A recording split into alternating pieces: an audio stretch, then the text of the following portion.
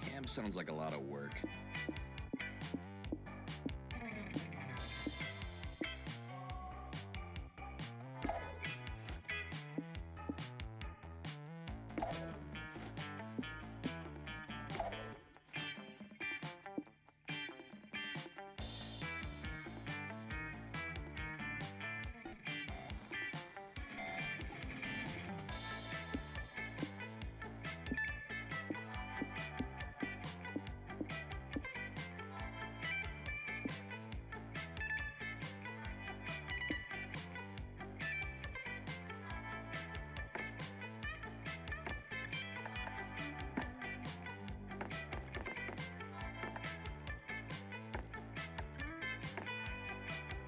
I'm fully charged.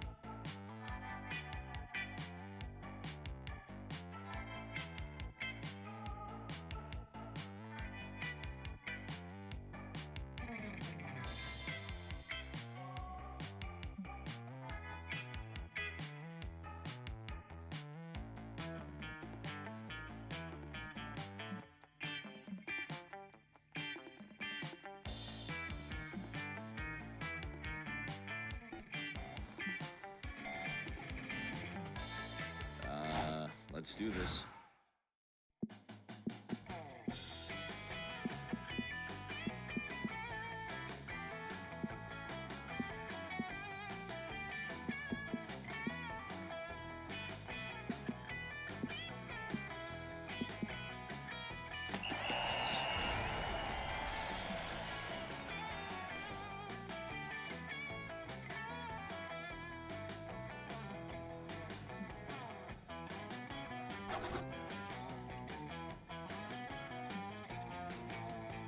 Hey, noob.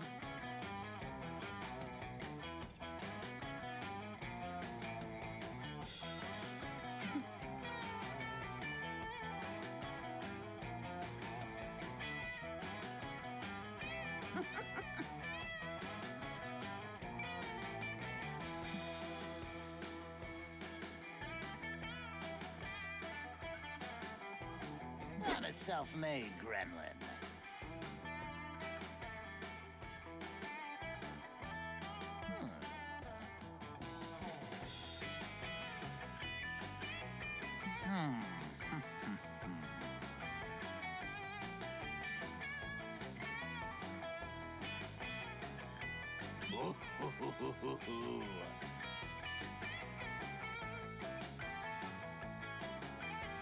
Fuck off.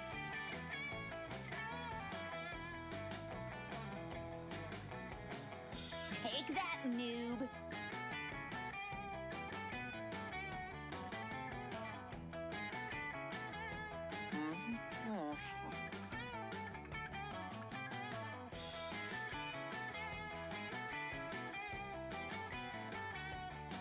Seriously?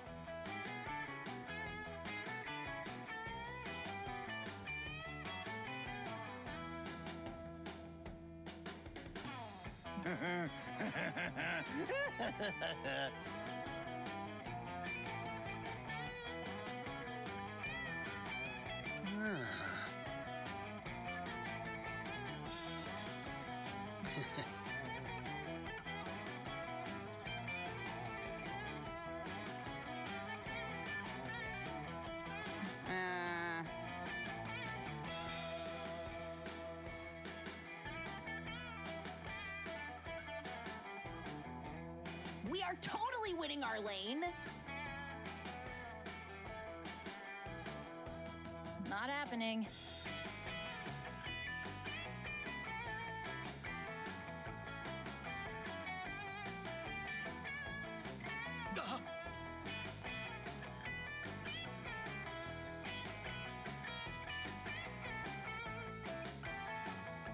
I like the way you think.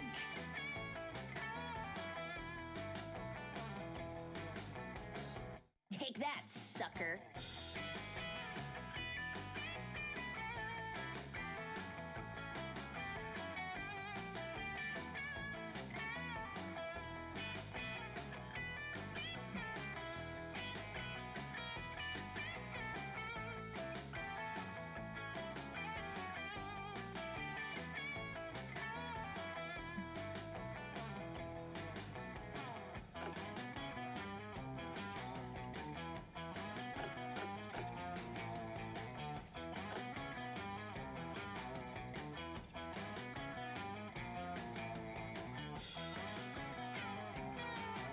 Oof, you're the real curse here.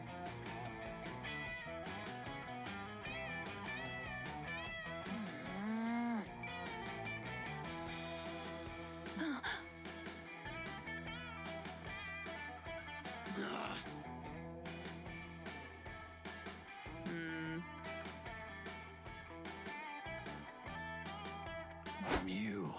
From 20 years in the future.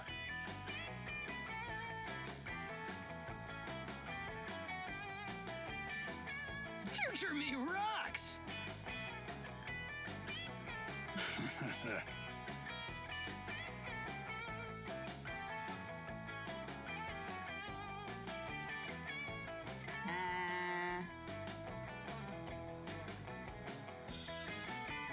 Give me gems!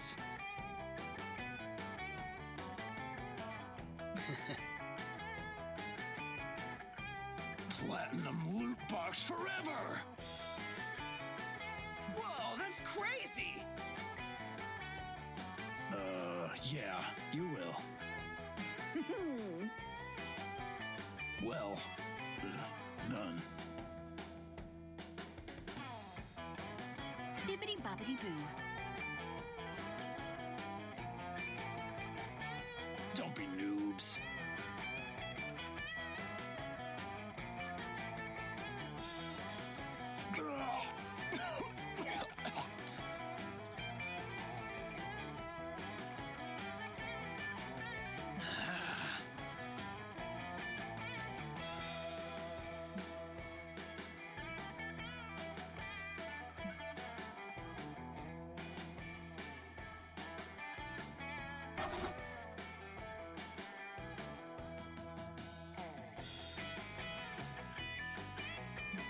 A new day, a new adventure.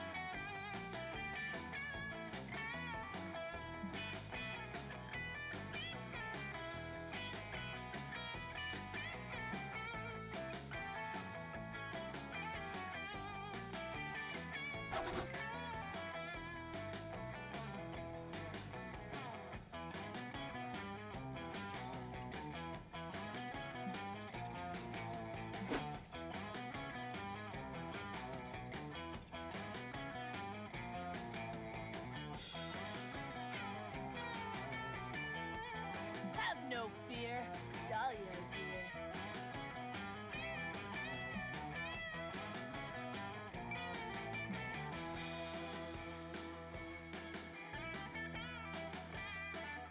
Best summer ever!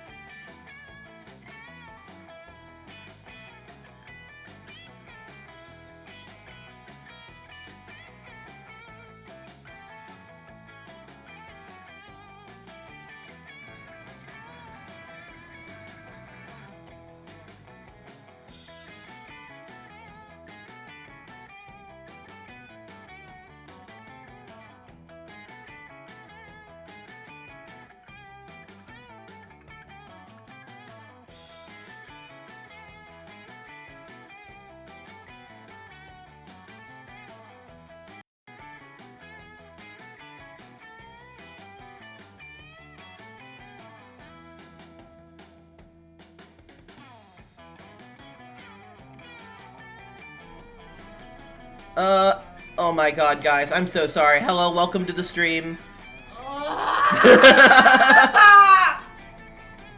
All that hard voice acting for nothing. For nothing! Fuck's sake. I'm just... Oh my god. Okay. Well. Hello, welcome to Monster Camp. There is gonna be sexual content, drug-based content, and lots of mayhem. You have been warned. What's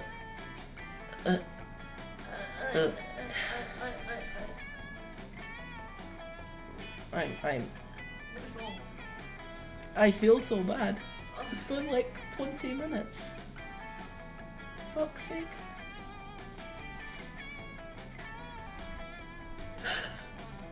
That's your Dahlia, alright. You lean in for the kiss. Oh wait, there we go.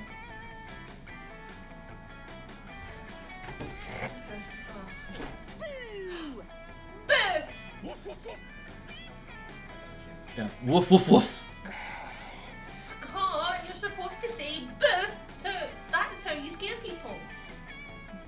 But I'm not a ghost. I'm a werewolf. It's wrong to steal from other cultures. Excuse me, what? Was I supposed to be startled just now? The only thing that startles me is thinking about how much I love otters. They are catastrophically adorable. Oh, hi, Runaway. Hello.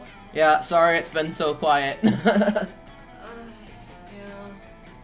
The microphone wasn't fucking plugged in.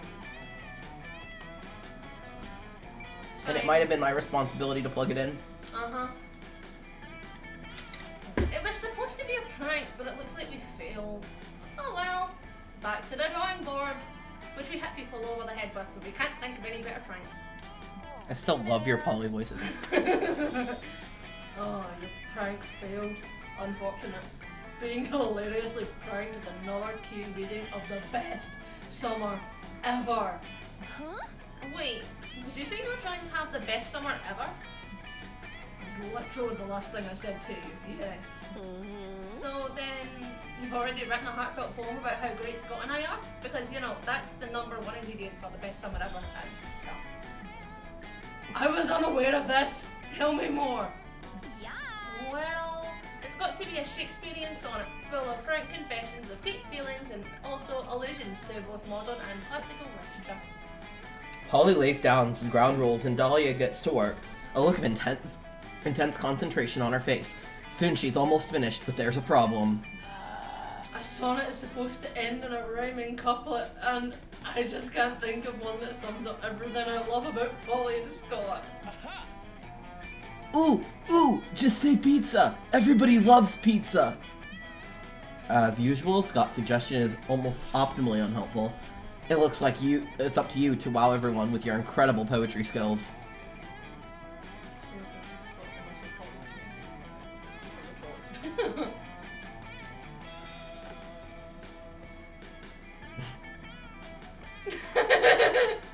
We'll go with this one. And so it is with Polly and with Scott. They're really, really, really, really, really hot.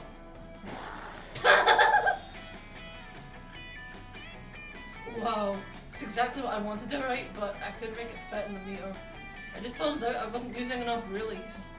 Dahlia finishes writing her sonnet with a sheet of perfumed pink paper from her best summer ever notebook and nervously hands it to Polly and Scott. Polly reads it thoughtfully, and Scott refrains from chewing on it for almost an entire minute. Wow, they're both really captivated. Well, what do you think? Noise. For the most part, I really like it.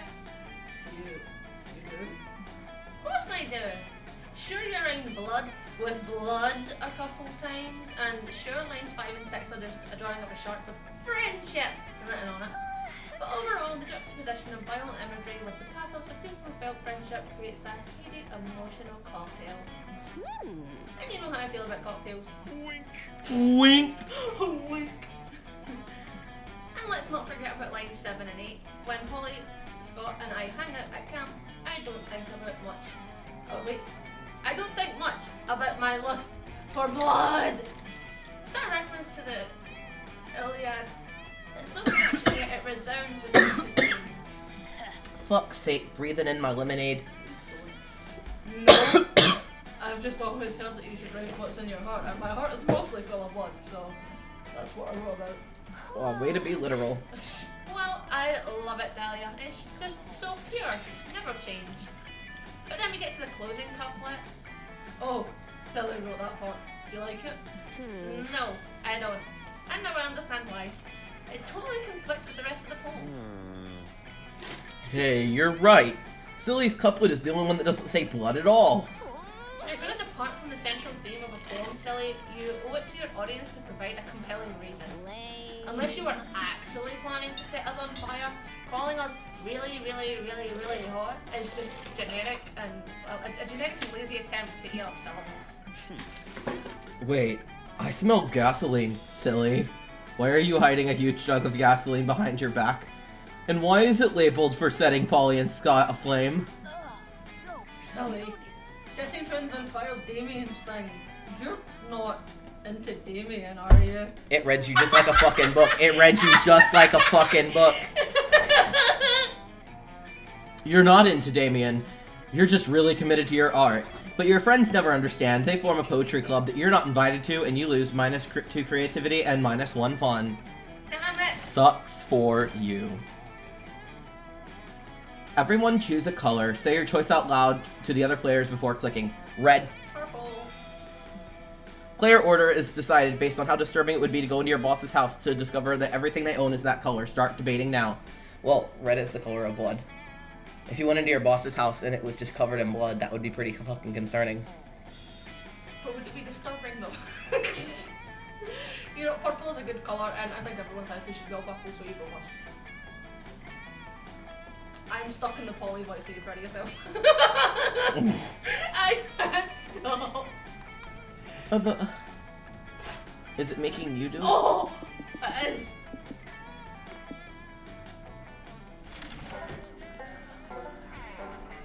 Please, Okay, let's go. hold, please. Why hold? Just, I'm going to die of dehydration and return to the spirit realm if I don't have a drink. Fair enough. I need the big sippy.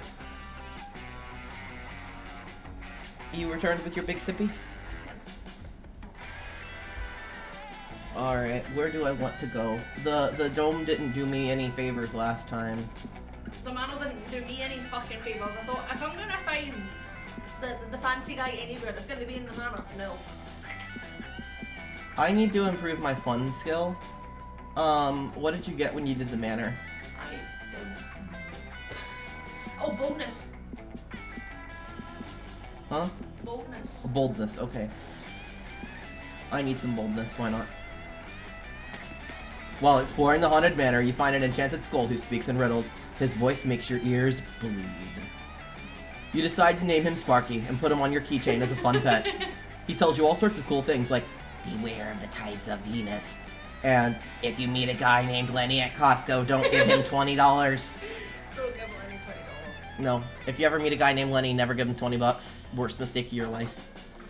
Sparky also tells you exactly when and how you'll die. Apparently it's going to involve a lot of mozzarella sticks. I told you, last time we had mozzarella sticks, what did I say? This is how I'm going to die. Yeah. That's exactly what I said.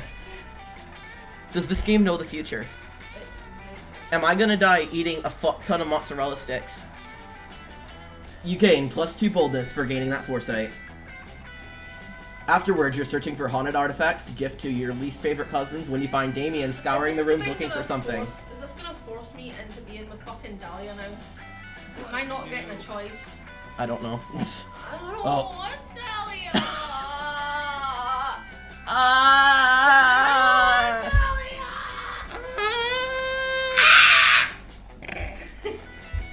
Excessive. Alright. Oh, hey, noob. Did you get an anonymous love letter from someone telling you to meet them at the manor for some hot makeouts, too? Nah, I didn't think so. No one at this camp but me is hot enough to get a sexy makeout invite from a secret admirer. Huh? You're telling me you wrote the letter? Don't be ridiculous. I know your brand of horny brain, and this isn't it. He hands you the letter. It says, "Meet me for hot kisses," in red crayon, written on the back of a torn out title page of 101 sexy pranks to play on your horny friends. I'm out. Well, if you're done reading it now, I'm off to win a game of tonsil hockey. Don't wait up for me. Before you can warn Damien about this excruciatingly obvious prank, he heads into the next room, only to get the net dropped on him. Nice! What a classic. Prank Masters strike again! Heck yeah! Prank masters know how to put the Z in unexpected net trap, baby! Fuck off. The hell are you noobs going on about? Get out of here so me and my sexy anonymous lover can get way less anonymous. You understand you're trapped in a net right now, right, Damien? You've been pranked? Hey! Gross, don't smudge my prank net. It was a family heirloom! Too late. Damien really is going to town. Apparently he's decided the net is his secret lover, since lovers come in all shapes and sizes down in hell. Whoa, Damien. You really have your tongue all twisted up in that net. Are you trying to say you want to play tug of war? Give me the other end. I'll tug your... I don't want to play tug of war. I'm thunk. Great, now he really is trapped.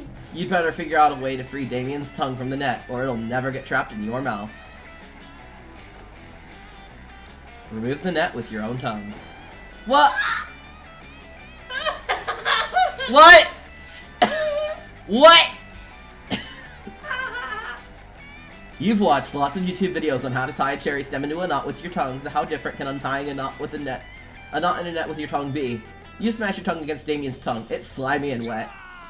Hey, what the fuck are you thinking doing, Bray? Are you trying to get harder in my accent with the finish of it? Yeah, what's your deal? Even not considering the net to be macking on it like that? Sickle. You make me miss. At least I had a totally legitimate love note from the net. Yeah, you're gross, Brain. It's like Coach always taught me, never let anyone pat you, lick you, or give you flea medication unless you say it's okay. Is that why Scott always has fleas? Ugh, problem for another day. Oh, Scott. You try and free yourself from the net, but uh-oh, looks like you're stuck too. This seemed like a good idea at first, but this could be the least sexy scenario that could possibly involve both your and Damien's tongues. It's dry, itchy, and now you have rope burn. Definitely the second worst makeout you've ever had. Second worst? Well, I have like one other time I've been kissed and it was pretty bad, so I'm willing to bet the game just knows about that. It was like it was with a friend in school and it was really awkward and I just pretend it never happened. We're like, are we gay? Are we gay? Yeah, we're gay, but not for each other. That was awful. You both do eventually get free, but it turns out having rope burn on your tongue looks suspiciously like herpes, and no one believes the truth. You lose 2 boldness and 1 charm. Fuck's sake! That day, you decide to take a swimming class in the lake. You learn all sorts of cool swimming techniques. The backstroke, the side stroke, the Macarena stroke, the mime having a stroke. All of those strokes sure are fun, though perhaps a bit medically concerning. You gain +2 fun. Afterwards, you see Milo on the shore. They seem to be recording. The lake? Is this some kind of new ASMR? You're killing it.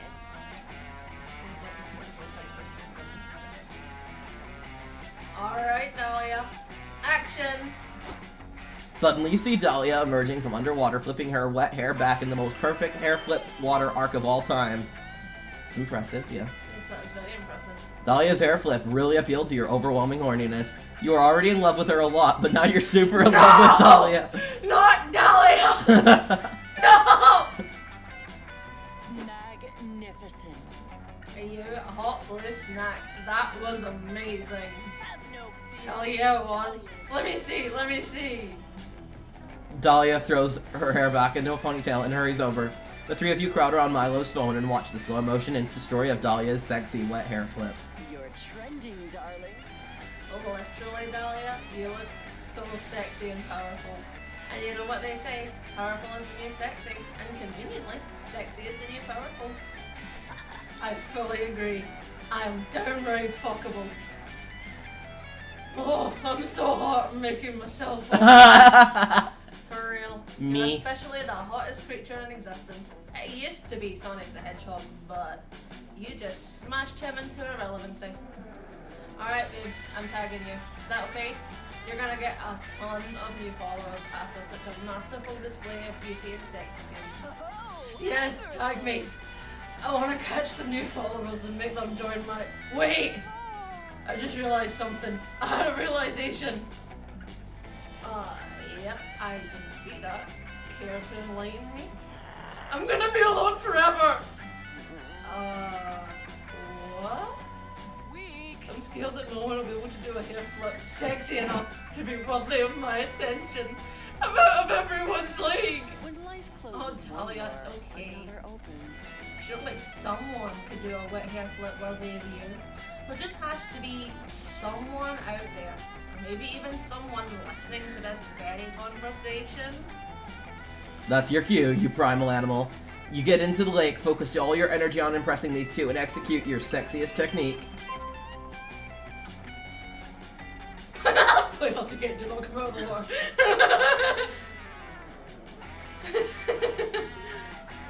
Much from the water, what you can see juicy fried chicken. Where am I getting the fried chicken from? You store it up your ass. The whole bucket's up there. Whole bucket's on my ass. I just don't clear though. But what about the fried chicken up your ass? It's a secret snack, okay?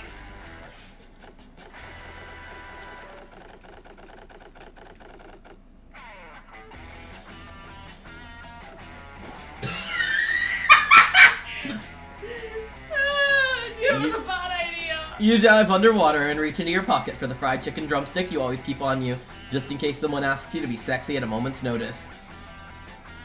You emerge from the water soaking wet and taking a huge aggressive bite of that fried chicken. But suddenly, a hungry seagull flies down and steals the fried chicken right out of your mouth. Birds fucking suck. Whoa, check out Silly. For a second I thought he looked so fucking hot. But for some reason he looks way worse without that fried chicken. Totally. Without that fried chicken, Silly has lost all semblance of appeal. Oh, how That fried chicken really was his signature thing. It was the foundational pillar of his brand. Weak. Fried chicken was the thing that made Silly who he is. That and being super horny for everyone all the time. Am I silly? I mean, I fit half the criteria. Oh my god. Damn. You're devastated. You never knew that fried chicken was your thing. Toodaloo, darling. Let's get out of here, Dahlia. And Silly, I'd gently suggest a rebrand if you can afford it. Milo and Dahlia leave, and you spend the rest of the day trying to think of a new thing now that you're out of fried chicken. Guess you didn't have any more stored up your ass. Maybe you could wear a fedora all the time, or bring a guitar with you whenever you go to parties. Or maybe you could subtly hint to everyone that you're the real Zodiac killer. No, it's Ted Cruz! Ted Cruz! It's Ted Cruz! No! Or maybe your new thing could be losing stats. You decide to test it out and lose 2 charm and 1 creativity. I mean, it's pretty accurate. Losing stats does appear to be your thing. Yeah. Everybody chooses a song. Say your song choice out loud to the others before clicking. I'm gonna have to go with Corpse's Fuck You, lol. Slaughterhouse. Press A. Player order is decided based on which song you'd most likely listen to while doing some hanky-panky. Start invading now. If you are fucking to Slaughterhouse, then there's something wrong with you. Okay, I love that song, but holy fuck. So I guess you win. Oh, no, would you like to listen to Slaughterhouse? No.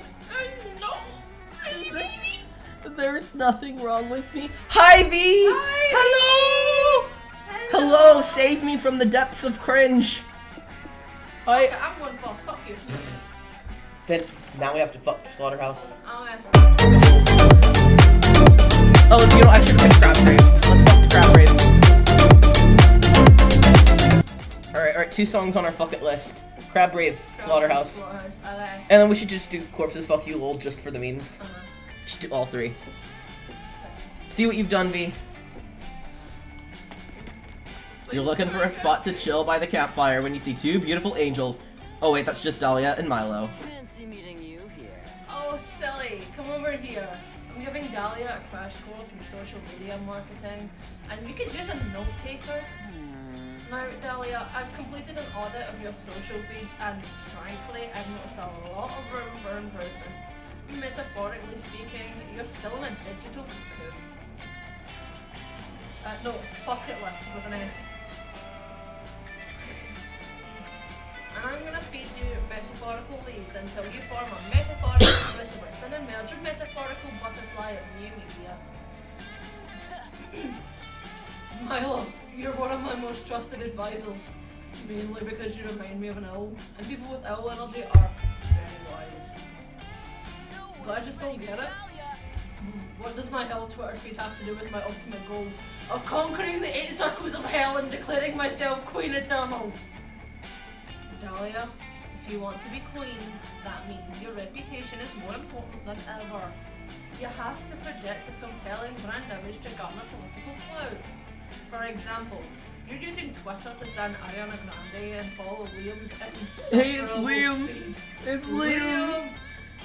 But you could also use Twitter to gain new followers for your army. I can use Hell Twitter to gather followers. Awesome!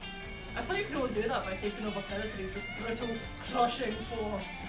This way seems more efficient. Let's do this thing. Make me a media butterfly or whatever. Magnificent. I think it's time for a total brand refresh. How about we reintroduce you as a fitness influencer? You'll just have to promote protein powders to everything now. Nice! And I can post about my daily workout regime, killing something bigger than me. I know I'm done when I'm holding a skull in my hand. That's also how I work out, which is why I just don't work out. That might be a little off-putting to some demographics. Remember, we want people to connect with your brand. Maybe we can introduce a relatable hobby. Do you crochet? Crochet? Crochet? Yeah, how did you know? I usually harness the intestines of my defeated enemies to crochet nets, which I use to trap more of my enemies. Now that's relatable hashtag content. Okay, yikes on a few levels. Maybe we should just focus on the basics. How about a regular live stream schedule so your fans can get to know you? A Wouldn't be regular us. lifestyle. Wouldn't be us. It couldn't be me. No. Oh, live V streaming. can't escape it. Everybody's crocheting. Oh, live streaming. I love live streaming my enemies. That's when you stream the life out of someone by slowly draining all their blood, right? This is so awesome, Milo. I can't wait to pin my block list to my wall for some live streaming. Not only are those two not the same page, they're probably not even in the same book, and Dahlia's book is probably made of flesh. Time for a suggestion of your own. Don't fuck it up, Buttercup.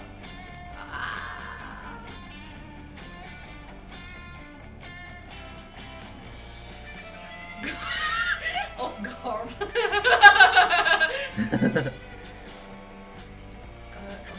Yes! Yes! Yes! Yeah! Okay. TV. Milo seems intrigued by your idea. You mentioned that you even planted a silent H in off guard to prove your point. No way. Did you really? I didn't even notice that silent H. It caught me off guard. Oh, that is fun. Oh, wait a sec. Are you guys serious? My name has a silent H in it? I've been pronouncing the H, what the fuck? Yeah, Dahlia. It's after the A and before the Leah. How would you not know that? I shall never be silenced, and neither shall my name! Oh no. From now on, I declare that everyone will pronounce the H in my name. Never again shall the H be silent. So me going Dahlia is gonna make sense now. It's fine. And not to interrupt this passionate declaration, but I think it's kind of impossible to pronounce that H. The silent H is very well established grammatically. I did it again. Blasphemy! Nothing is impossible to me. Dahlia Aquino. Dahlia is certainly pronouncing that H in her name, but she doesn't use a typical H sound. Instead, she uses a guttural scream summoned directly from the pits of hell. Yes, and me going Dahlia was acceptable. Okay. Cool. Great.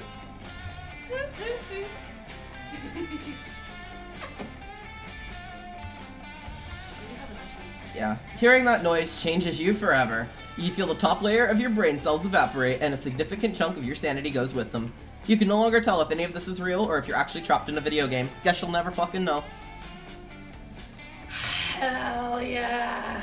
I'd say that is a huge improvement in my name, which was already a 10 out of 10, much like my face and body. Hashtag That fail. was deeply unsettling, Dahlia. I hadn't heard a sound that arresting since I tried to reap an opera singer with strep throat. Are you okay? Yeah, I just made a realization. 1 second, I gotta play a sound alert. It's important. So I need to hear it. Bye. There, Matthew. Yeah! There, Matthew.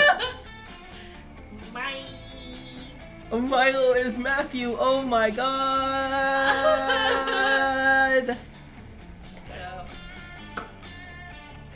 Oh, I agree, V. So many jizz. So many guzz. G.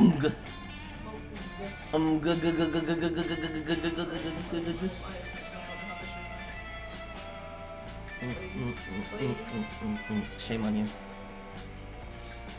Shame. Stick it up your ass. Stick it up your ass. Stick it up your ass.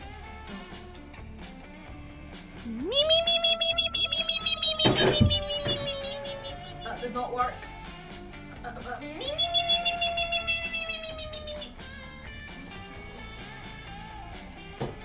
I have lost everything. Yeah, he just lost everything. My marbles, my shit. The me killed me, yeah.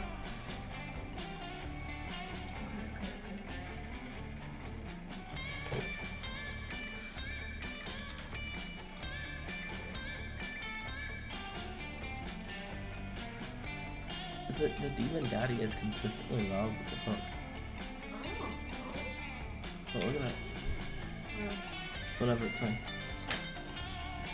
The game is just not really nice. Okay. Should we turn it down? Yeah, sure. Bye-bye. Am I good?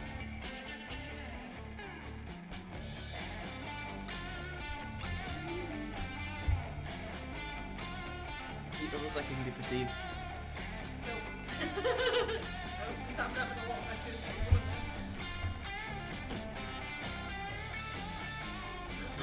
okay. Thanks a lot for your help. Dicks!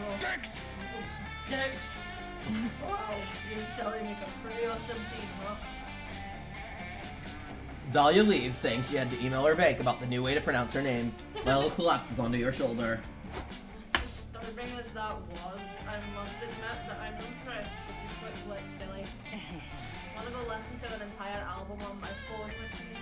My ears are throbbing in a bad way, and they're begging for something to cleanse my auditing palate. That's such a mood, honestly. Yes, it really is, yeah. Us sitting there listening to Ice Nine Kills because we've heard a particularly bad sound from the apartment above us. Yeah.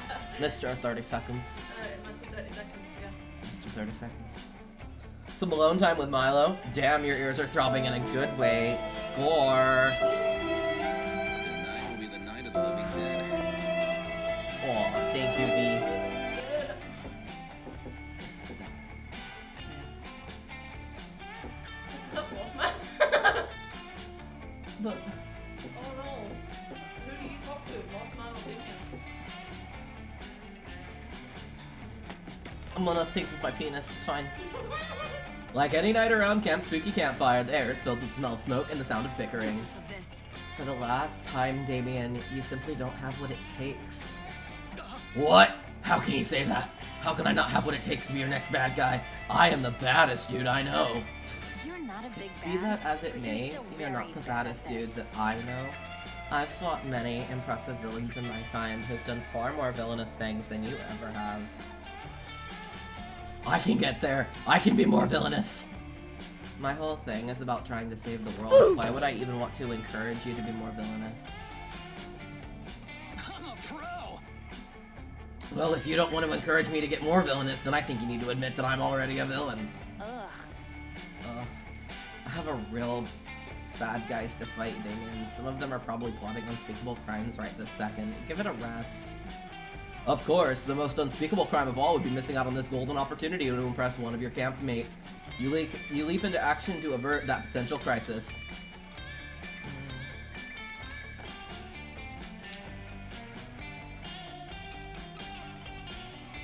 Do you want to fuck Joy or do you want to fuck Damien? I love that line though. Yeah.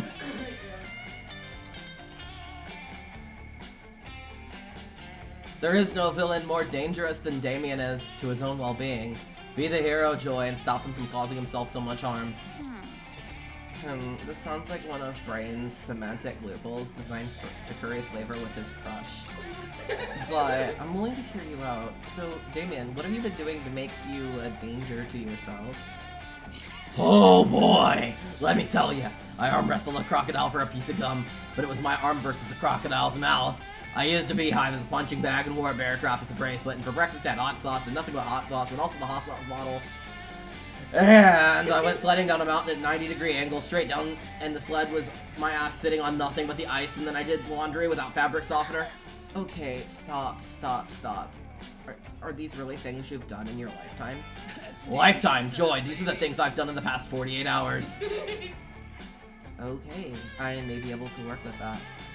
I think it's pretty clear the first precaution we need to take. Epic laser sword showdown at the edge of the cliff? No. The first thing I'm gonna do is wrap you in bubble wrap. Rad. Yes, our first real villain fight. Joy wraps Damien tightly in bubble wrap as he celebrates his defeat. And this is good for you for 3 reasons. 1, Damien is thrilled, so mission accomplished. 2, Damien is at least 26.4% safer from his own shenanigans. And 3, Damien is actually really hot in bubble wrap? Is this your kink now? Apparently this is your kink now. You secretly stash some bubble wrap just in case you get to battle with Damien yourself one day.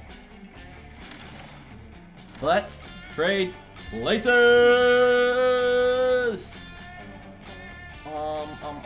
Red. You're on a lake having a good time when the lifeguards start waving a flag. Player order is decided based on how worried you'd be if you saw a flag of the chosen color. Okay, Start look, debating right, now. So red is it is danger, but what the fuck is purple? Purple would scare the shit out of me because I'm like, what the fuck is a purple flag?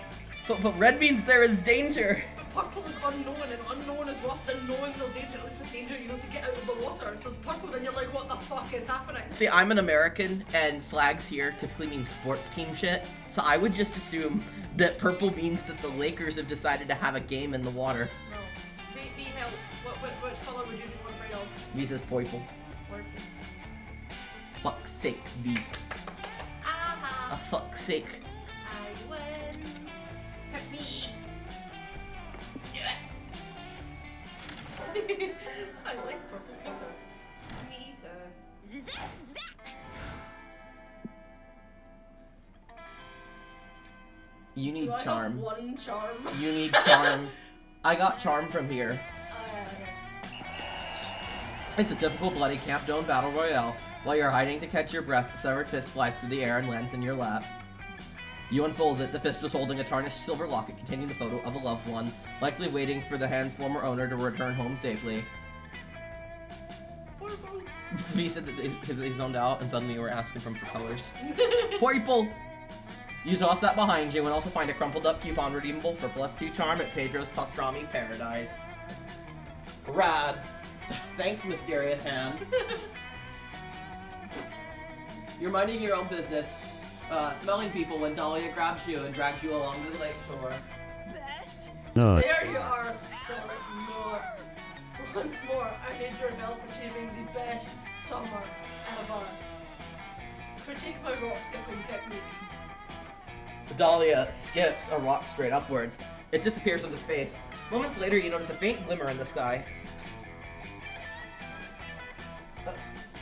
It's not Dahlia's rock, or the satellite Dahlia's rock destroyed. It's a meteor. It crashes into the woods on the far side of the lake, turning them into a giant bonfire. Yes! Ultimate campfire! Quick, tell me some campfire stories, but very loudly. You're about to tell her the one about the horny summer campers who finally boinked, and you're distracted by a glowing figure approaching you across the lake. Greetings, says the figure in a warm, booming voice. It is I, Cowler, the Herald of Summer. Keller, it's an honor to meet you. Can you critique my rock skipping technique? I am here on much more important errands, says the spirit. Your passion for achieving the ideal summer has moved me. I have a quest for you. I have grown weak as of late due to the lack of worship. The heralds of the other seasons mock me and drain my power. I need you to destroy them! I'll do it, noble hot man. I was going to say talk to them and ask them to stop being jerks, but honestly that sounds great if you're up for it. The first herald you must defeat is Vern, the Herald of Spring. He's in Florida. Boo! Good luck. I make my own luck out of blood. Blood! Moments later, you're face to face with Vern. It turns out traveling to Florida is easy. You just mix up a can of Bud Light with cough syrup and you're there. Honestly, I could believe that. Spring in Florida, I know. It doesn't fucking exist. What's up, bros? Says Vern while shotgunning a hard seltzer and thinking about boobs. Here to defeat me on behalf of that nerd color. Yes, and also to get tan. A good tan is critical for the best summer ever. Ha, says Vern, doing a 3 keg stand once by the grace of his divine might. Suck my Easter eggs, losers. This voice is fucking my throat, by the way. Vern's voice is also fucking my throat, but it's fine. I like getting fucked in the throat.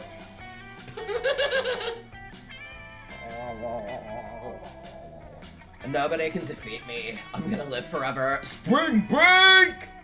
Whoa!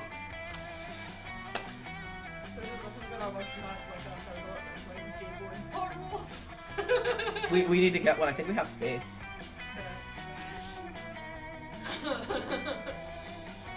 You'll just see about that. So it happens that you know the perfect technique for defeating the Herald of Spring.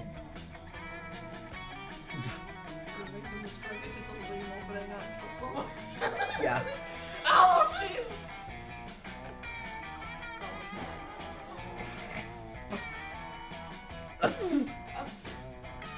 Ha, you wish, bruh, says Vern, sharing a blunt with a baby line his buddy rented unethically. If anything, spring's the new summer. What? Impossible. Summer is the new summer. Maybe last decade, says Vern. But that was before global warming became tragic and unstoppable certainty. Rising temperatures worldwide would make spring as hot as summer used to be, and then some. Also, more hurricanes! But if spring replaces summer, what will summer become? I don't know, man. That's not on me. I hear they're thinking of calling it the Great Dying or something, though. The Great Dying? I love dying. This sounds like a fantastic development. V is telling us not to fuck up our voices too bad. I think I'm gonna fuck up for a second. Why is your face in your neck?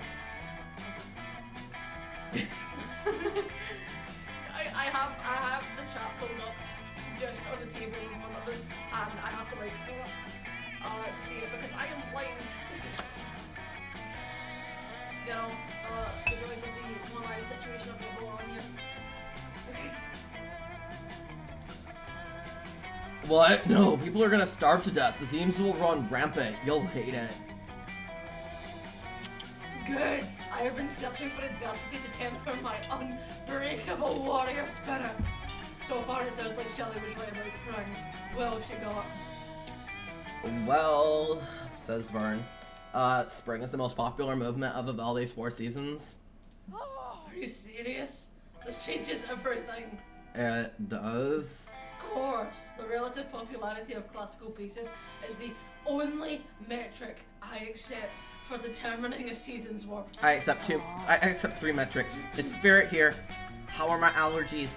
And if I go outside, am I gonna fucking melt into a puddle? Forgive me, Master Phone. I hereby pledge myself to the service of spring. This is why I can say I hate all seasons equally, because the ones where I don't melt into a puddle either fuck with my allergies or spirit's no here. Cool, says Vern. Get me a beer. Dahlia rushes off to do his bidding. If she's gonna be spending all her time helping out this divine douchebag, you doubt she'll have any time for summer romance. You lose 2 charm and 1 fun. For fuck's sake. Let's Fuck go you, Dahlia. take a nap. Let's go take a nap. Alright. Take a nap. Boldness was this. You decide to get your tarot cards read while you're in the Haunted Manor. The wicked old lady who offers you the service said it would be fun. The first card she flips over shows a photorealistic drawing of you flying in a hang glider directly into power lines. Is that good? You ask the psychic. She wordlessly puts her cards away and vanishes into the darkness. It's probably fine. You gain +2 boldness for a new phobia. Later, you're snooping around looking for spooky things when you run into a 6-foot-tall wall of impenetrable muscle. Hey, Brian. What are you screaming for? This place isn't that scary. My name is Brain, you douchebag. Oh, Brian. I misread it. Oh, like if you several heads and visions of my grandpa screaming in horrendous pain are gonna freak me out. Where I'm from, you can buy that stuff at IKEA. This is... Oh, what the hell? Is that me in 20 years? No, I can't lose my buff terrifying beauty. My swampness is my best feature. I don't know whether I should be offended or smug that my appearance is your worst fear. Where you Jenny of Daddy's boy? Someone shut off the AC in your private condo? No, I came here for the same reason I go anywhere. I wanted to set shit on fire. But apparently this building is flame retardant. I held a blowtorch next to the wooden staircase and nothing happened. It was the scariest shit I'd ever seen. No, you tramping around here with that makeup is the scariest shit you've ever seen. Ah, burn. Shut up! Don't say burn! The word has no power here! While they argue, you go find the haunted bathroom to take a spooky piss when you hear the sound of a trap being deployed, along with Damien and Dahlia screaming in unison. You turn back and see them trapped in a fishnet that appears to have dropped from the ceiling. Standing underneath it are a group of teenagers and a Great Dane. You're doing these impressions. Great job, everybody. Says the Shaggy. Great job, everybody. No? The blonde. We watched Scooby-Doo yesterday. But they're both blonde. It's fucking Fred. Leader looking. Oh, I thought that Shaggy was the leader just because, like, he's the face of the franchise. I Oh, knew the clueless crew would catch these crooks, no problem. fuck's sake. Okay, okay, What fine. do you mean, no problem? Fine! Here's Shaggy. Asks the skinny stoner teen. Scooby-Doo and I were scared stiff, and like, we're almost out of dog treats. Says the dog. Wait, the fucking dog talks, and it's beckoning for the other team to pass the blunt. Ah! Let us down before I stab your eyeballs out and shove them up your ass like anal beads. Peepees. Cries the red-headed teen. Mr. and Mrs. Guggenheim are really mad that we ruined their plot to drive down the price of this property and resell it for cheap. Wait, you think we're real estate agents? Fuck off. Gross. You think we're married? Look, whoever you think you've got, it's not us. We're not real estate agents, we're demons. We're way more upfront about the whole eternity of damnable culture than most landlords, and don't bother hiding any of the details in the contract. That's not entirely true. My dads do make a lot of their money by selling off land in the 8th circle of hell. I can't believe you. You fucking luggies. Always abusing your power and speculating with your crappy land. It's too like Guggenheimers. I think the last one was supposed to be Daphne. This one's supposed to be Velma. But Daphne was blonde. No, she's a redhead. But she was blonde in the movie. No, she was a redhead.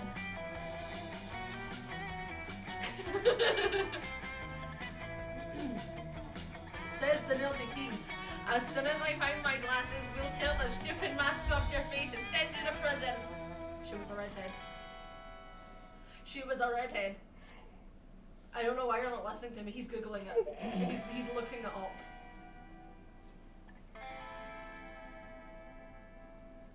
Yes, Daphne from Scooby-Doo. She's a redhead. Well, yeah, in the cartoon, but she's blonde. She's fucking ginger. She's blonde. She's fucking ginger. She's blonde. I love you.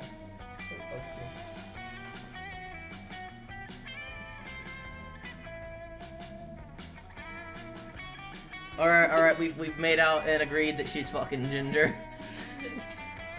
No, she's not blonde in the fucking movies. Look at what I've started. She's a fucking ginger. Listen, V, your dads are gonna tell you something very important. Spirit's right. And No, it's, we watched them last night, and I am 100% convinced that I watched it, and she was a fucking ginger. It was very faint, but she was ginger. Please.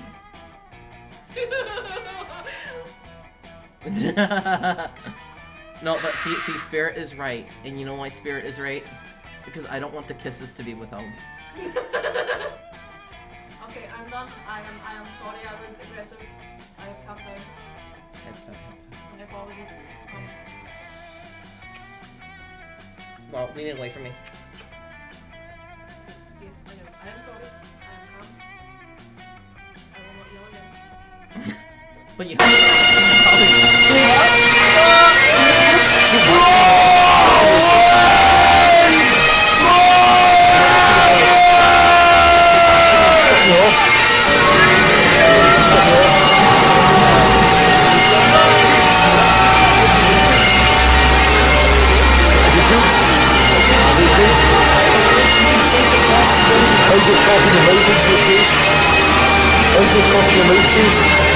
beginning, he's just like, you're claiming everybody's blonde Kryptic, what the fuck? Okay, we watched, what was that movie? I Love You, Philip Morris. We watched that the other day, and like, Ewan McGregor's in it, and like, the guy claims that he's fucking blonde, and I'm like, you're not blonde, you're fucking ginger. So I sat for so long, just getting annoyed at the fact that he claimed to be blonde, and I'm like, you're ginger. That's not even strawberry blonde, that is just ginger. Strawberry blonde isn't real, it's a myth. So, like, this has just been like my gripe for the last few days. Yeah. People who are ginger are claiming to be blonde. We keep watching things and it keeps happening. Like, it's happened so many times the past couple of days. We were even watching like South Park and this guy's like, I'm blonde, and we're like, fucking ginger! Pete's sake! But yeah, no, it's been his gripe for like 3 fucking days now. It's been all he can think about, all he can yell about. It's kind of fucking funny, honestly. He's secretly a ginger. He dyes his hair. So he gets really upset when people claim not to be ginger. He's like, we are a proud people. We are a proud people. And you sit here and claim you are not ginger, but you are blonde?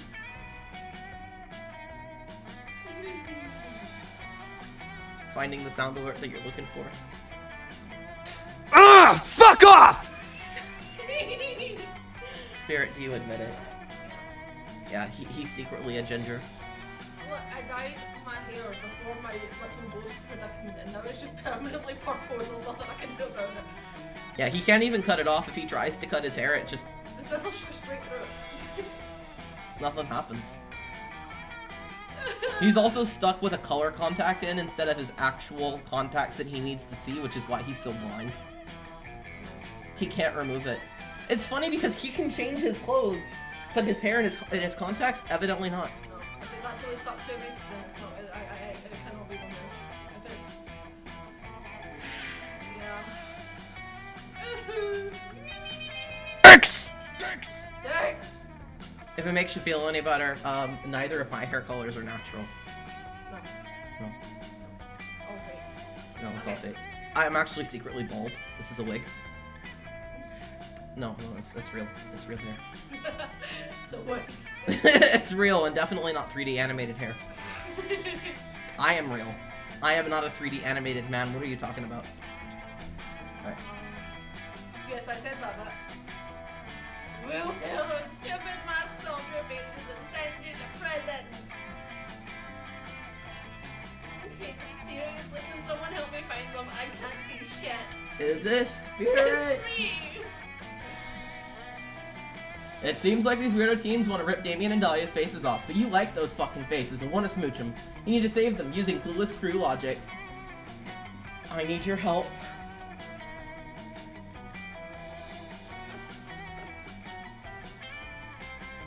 I love the bottom one! Would this be the right one?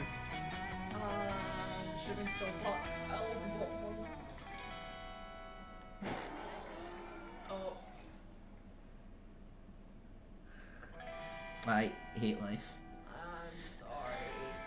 You quickly perform a powerful and very specific spell that you learned for this exact purpose, and it works. It hurts like a bitch, but it still works. You run out into the hall where Damien and Dahlia are dangling and rip off your face. You don't feel any better, but it's worth the pain. Zoinks! Says the stoner teen. It's the real Guggenheimer! What the fuck? Screams the dog. You introduce yourself as Alexander Guggenheimer III, an unscrupulous real estate agent whose plan was to drive down the Mariner's value and buy it at a quarter of the price. We knew it! Says the leader of the group. Great job, gang. Another mystery solved. Can we, like, go get some dog food? The stoner asks. Maybe more dog food? I will do literally anything without hesitation for more dog food. The teens leave, and it doesn't seem like they were actually interested in doing anything about the real estate agent's money-making scheme other than solving the mystery, apparently. You cut Damien and Dahlia down, fully ready to accept their praise for your ingenious rescue scheme, but they are not happy with you. You're not fit for survival. What the fuck, Ring? Can't believe you never told us you are a real estate agent in disguise. Yeah. What did you think? You just posed as a monster youth and that we'd never find out? I bet you just wanted to get on our good side so you could smooch us. Or what? You try and explain, but you perform this spell a little too well, and your real estate agent Skull is only interested in selling houses to Damien and Dahlia. Fucking Skull. The spell wears off later, but Damien and Dahlia are pretty suspicious of you, and the painful recovery process after ripping off your own face takes away 2 creativity and 1 fun. Let's trade places and go for a snack break! Everyone choose a fictional character. Say your choice out loud for the other players before clicking. Okay, can we like wait and pack afterwards so we can have time to think about a really good fictional character? Okay, fair enough. We will be back, folks. But in the meantime, anyone who's here, I want you to comment a fictional character. Yes. You're playing too. Maybe not a lot, but you're playing too. We appreciate the input. We'll be back in like 5 minutes. Yeah. Bye-bye. Bye. Back soon. Soon.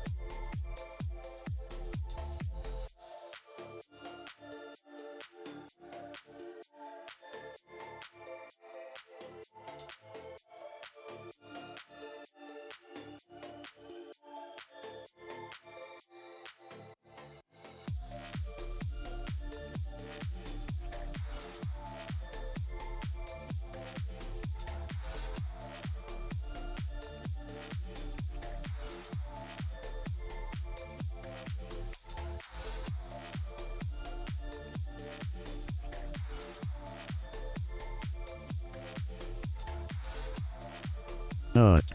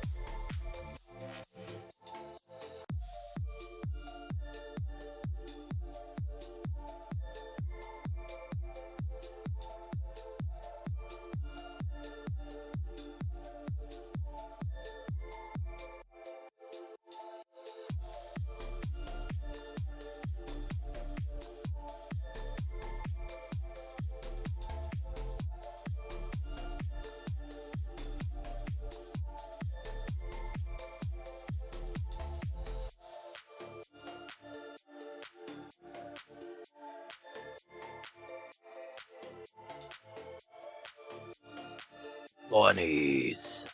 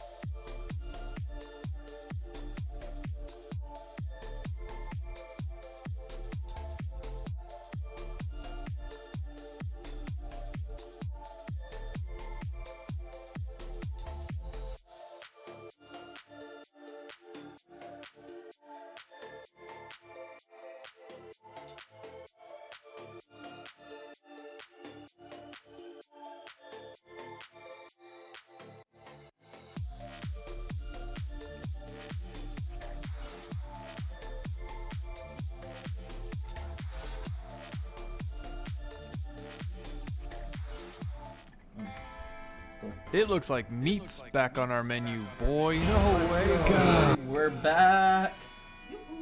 Hello, family. Alright, so I'm choosing Ike Broflovsky from South Park. A literal fucking baby. And I have picked Pluto the Hellhound from Black Butler. So a baby, a dog, and then V chose an echidna. V, Yeah. if you win, you have to pick one of us. Oh no, making you choose between your dads. So terrible. You're the manager of a burger joint. Player order is decided based on which fictional character would make the best assistant manager. Start debating now. Oh god. Pluto could not do it. Pluto would eat everything. Yeah. Ike is a baby. But Ike also acts like an adult sometimes. No, you cannot make up, you cannot, you know, fucking... No, I'm being serious. He's in South Park where all the children aren't necessarily, like, super childlike. And you think Ike is going to seriously be a good assistant manager? He's just going to No. sit there and go, don't kick the baby!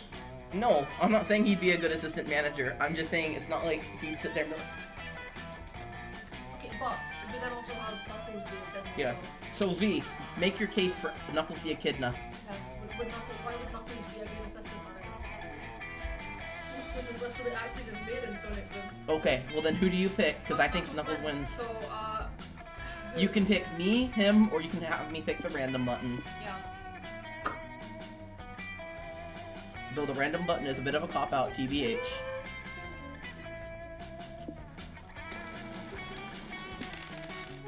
Woo! So that means Knuckles is the manager and Pluto's is the assistant manager. Oh my God.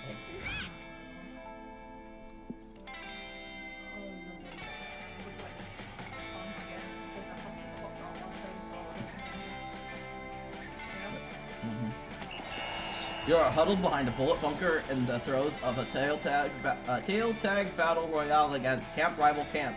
You're sure that this is the end. You lived a good life, you think? Next to you is a camp rival camp member, shivering and crying and out of ammo. Why guns are part of the the tail tag is beyond your comprehension. The fuck is tail tag? Keep going. Is this where we die, silly? They sob. Why couldn't Camp Spooky and Camp Rival Camp just make love and not war? You reach for them as if to bring them into a tender kiss, and as soon as they're in your grasp, you take their tail. Oh, it's one. Okay, it's a flag. It's a flag. Okay. Fuck yeah, that gives Camp Spooky the win. Everyone saw your sexy ruse, which also gives you +2 charm. Ayy. After that, you happen to spot Dahlia messing around up front of her tent. She looks like she's surrounding it with bear traps and pictures of herself saying, Get over here. Give me a kiss. Get the fuck out of here. That's so quiet. That is quiet. I need to fix that. Yeah. But it seemed very relevant. Swiper's no swiping! Oh, hey, silly. Ow! Damn it! Dahlia stepped on one of the bear traps while walking up to you. She yanks it off her foot and proceeds to mangle and take revenge on every single last one of them. Is anyone else turned on right now? No, I think it's just you, narrator. Not me, because I don't want Dahlia. Ugh! I should have known those rusty little computers would never work.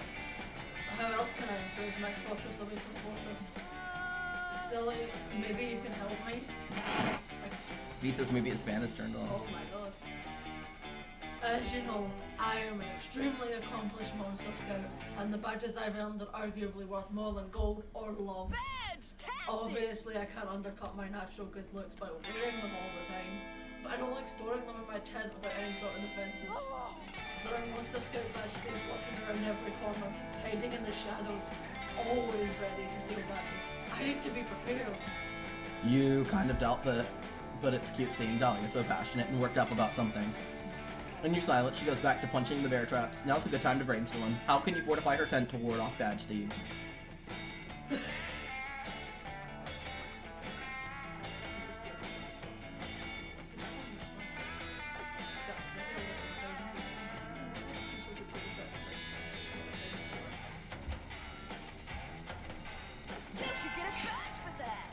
Oh hey, good idea.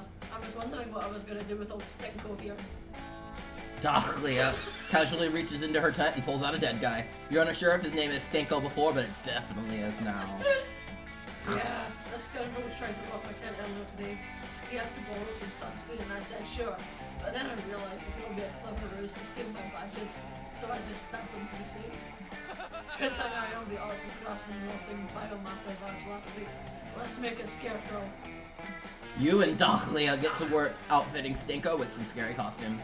Fake fangs, fake blood, real blood, donated by Stinko. A butcher's knife, a pitchfork, a real fork, a spork, the scariest of all cutlery because of its unpredictability. Hey, this is kind of fun. I think I have some glitter left over from my army's attack on the 4th Circle Parade. And here's some cool sunglasses I took from a different guy I killed. So chic, your Scarecrow project turns into a big game of dress-up, which eventually ends with a fashion show where you drag Stinko down a runway and make him pose dramatically. Now give me fierce. Hell yeah! Let's see your game face. Work those rigor mortis calves, Stinko. I love it. This is the most fashionable guy I've ever killed. No one will ever try to rob me now. Thanks for your help, silly. Well, Dahlia's right about everybody avoiding her tent. Stinko, in addition to looking fly, sure attracts a lot of flies. You're pretty sure this whole area is a biohazard now. But who cares? Dahlia is so cute when she gets into her project. Stinko gains +10 fashion, but minus all life. And you gain +2 to creativity and +1 to fun. So many choices. I'm assuming this is fun. That day at the lake, you start a Super Soaker fight that turns into an all-out war. The enemy team manages to capture the northern section of the lake, but you take a few of their members hostage and learn their empire's weaknesses. You lead a full-scale infiltration. Thousands of soldiers get totally soaked TM. It's a bloodbath. After several hours, the enemy team surrenders and you gain +2 fun from the peace treaty. Yay. I am the last claptrap in existence, and I am going to teabag your corpse! You and Damien are lounging together, having a surprisingly chill time reading comic books. This is gonna sound crazy, but can you pass me the one that doesn't have somebody putting his fist through someone else on the cover? Loser. Wait. Oh, what's this now? You're gonna read actual words that might describe something other than punching? Not. What? No. Who said that? I was just asking for the one without somebody punching something so that I could eat it, obviously. Right. What did I say to Dahlia? That's the one to do with my voice. I told you he's getting soft. But not so soft that you won't still come sunshine on an ocean kicking with us tonight, right? My biceps are ready to choke that sand right out, and I got special boots made with spikes in the bottom and the sides and the top, so I can really show those waves who's boss. You know what Dahlia is? She's like if Scott and Damien had a baby, because she's got all the jockiness of Scott, but all the violence of Damien. Yeah. Well, that does sound great, but... What? Speaking of the ocean, I was actually gonna watch this documentary on dolphins tonight. I'm making popcorn and baking dolphin-shaped cookies, if you want to join. So cute! He is. I love him. He's got such a secret soft side. Wow, you've changed, Damien. No wonder the wildfire hasn't appealed to you yet. What do you mean? I know you've been on the hunt for the elusive wildfire, and I know it's thus far eluded you. And I also know why. You are unworthy. The wildfire only appeals to those who are badass enough to be worthy of its unbridled glory and untamed majesty. True, I was just in the woods one day playing with matches, and suddenly out of nowhere, the wildfire just appeared. It was one of the most magical moments of my life. There's nothing like seeing a wildfire out in its natural habitat. Too bad you'll never see it. Face it, Damien, you're just not metal anymore. Not metal! Not metal! I'll show them who's not metal.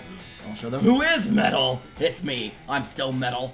Now, to prove it by becoming worthy of the wildfire, but how?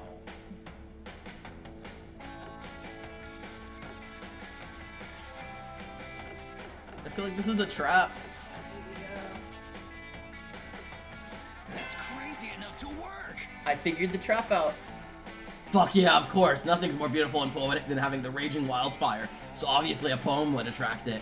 But there are so many different kinds of poems. Sonnets, haikus, elegies. What's the most metal variation of the most metal art form? Oh, Anacrustic spelling of the word metal. Can't get any more metal than that. Literally, unless I pack it chock full of metal things. Damien contemplates his literary masterpiece for about 12 seconds before reciting to you his finished work. M is for metal, also for meat. Which I do that one. E is for everything spicy I eat. T is for the terror I inflict on the masses. A is what I kick, which is everyone's asses. L is for the last letter in metal, and also for my longness, which is how I describe my dick. Were you about to end the poem with a dick joke? How not? No. I'm sure Red Rocket.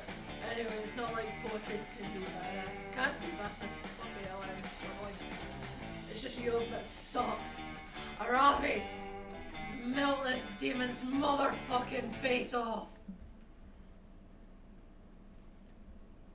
Arabi and Hex don't try to own us, spitting critical rhymes with a +10 bonus.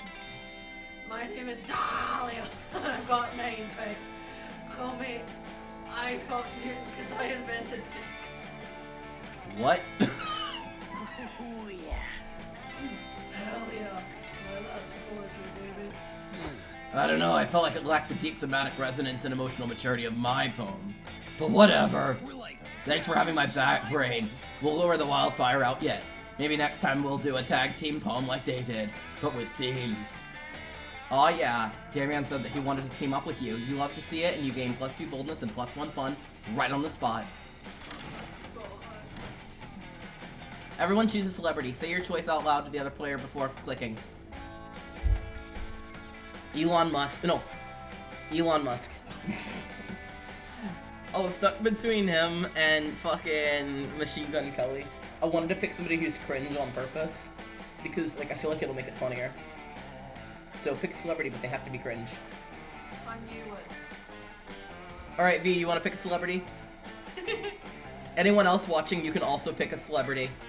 Yeah. Anyone watching will get to participate in a competition, and then we'll get to pick their favorite dad. No, it doesn't have to be cringe. No, just pick someone, anyone. Ours just had to be cringe. Because we had to match.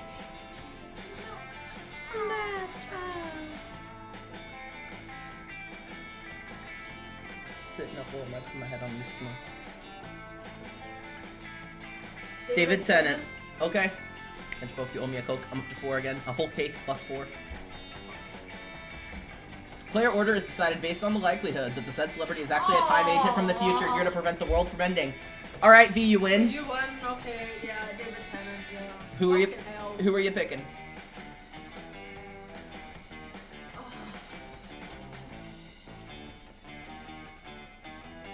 Neither of ours would have worked because they both want the world to end.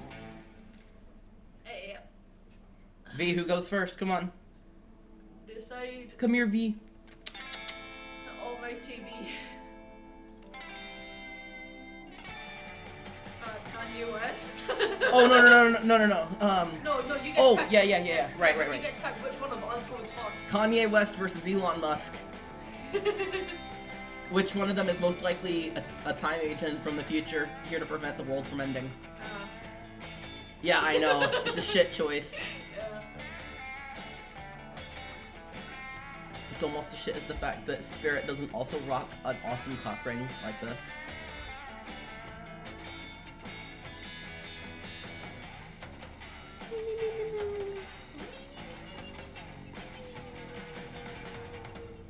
What are you doing? Aw. Come on, V, you gotta pick one. Hey!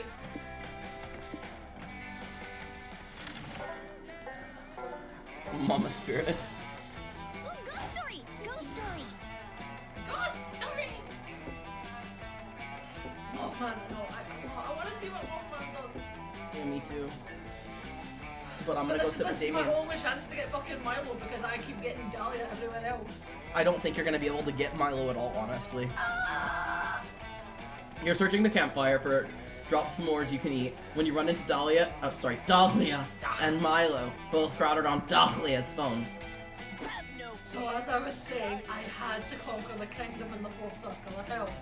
They insulted me by being a kingdom that exists that I don't rule. Duh. When life gives you lemons. That makes perfect sense. It's like I always say, keep your friends close and hold your enemies like a baby bird that you can crush in your hand with one careless move. So after I slaughtered the royal family and claimed the throne, I decimated half the population. It's a fun way to encourage obedience to my wrath. But here's the weird part. I tweeted about the whole thing on Twitter, and I'm getting replies calling me a violent tyrant who's totally evil and not even cool. Who do you think the replies are from? Damien's dads. Speaking of, we just talk about the fact that this game has a character with gay parents. Yes. Like, occasionally you see people who have like gay characters in their stuff, but how often do you see gay parents? Not very often. And apparently there's some kind of hashtag trending about. I keep seeing hashtag blue sculpture death, hashtag Gachlea scandal, hashtag fourth circle burning. Oh dear. Well, you've come to the right place. School of Rock on Broadway. Question mark? What? And they don't call me the feed doctor for nothing. Oh, for gay parents. Okay. Oh. I've not seen School of Rock on Broadway, only the School of Rock movie. Yeah. And I don't... Were there gay parents in that? I really know it's been that long since I've seen it. Yeah, me too. It's been like a decade, honestly. Gachlea? Oh, what exactly did you tweet? Fourth circle losers, I killed half your people. Welcome to the rule of my iron fist. Population, you. Hashtag violent, hashtag violence, hashtag haha. Hashtag haha. No, it's not haha. Talia, this is a total emergency. You hashtag like a boomer. Oh, the rest of it's pretty bad optics too. I love how his like eyes and heart changes. He's so cute. I love him. They're so cute. Fascinating.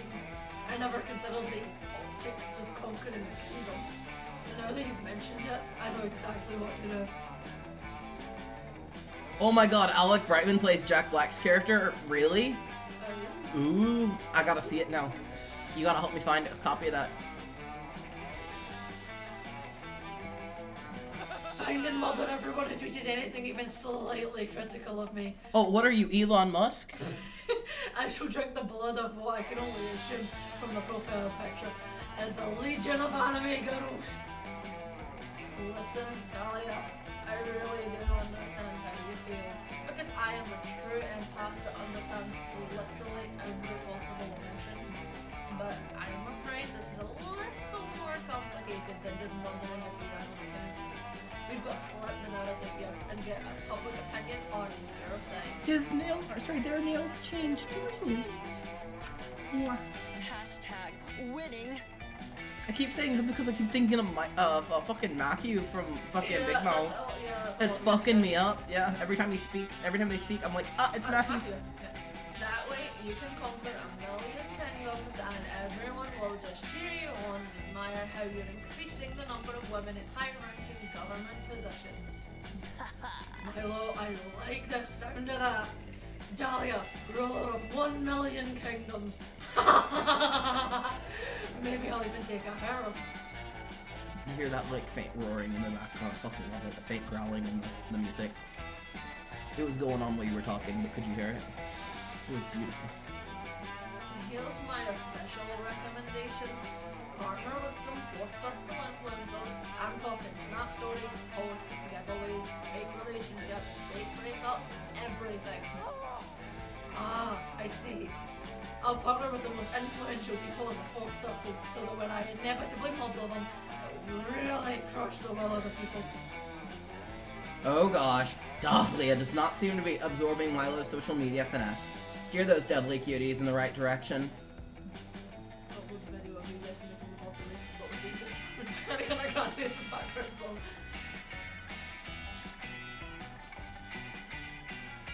I like the first one. What do you think? I think the first one's kind of the neatest out of the two. I don't know which one's Yeah, right. if she writes a poem, then it's just gonna be blood, blood, blood, blood, blood. Yeah. Fuck. I don't want to do You don't have a chance with Milo at this point, honestly. You have the same chance with Milo at this point that I had with Damien in the first game.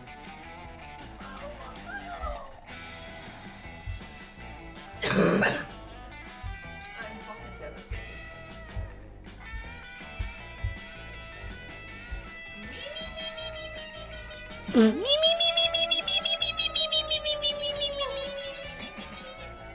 I knew that's exactly what you were doing. You agree with Dahlia. She doesn't need to stop murdering. If anything, she needs to murder more. She just needs a good soundtrack to make it all super inspiring. That's an awesome idea. Done and uploaded. Unsubscribe. I'm certain that's not gonna work. First off, it's a very transparent and bad faith take on empowerment. Secondly, Ariana and I are technically still feeding over her granny stress. She used the exact shade of my skin tone for that grey monstrosity of a Carmen. Milo, how dare you insult Ariana Grande? Can you tell that my hairstyle is obviously a tribute to her signature ponytail? Milo's about to argue back, but before they get the chance, Dahlia's phone starts blowing up with replies to her latest tweet. You read through them.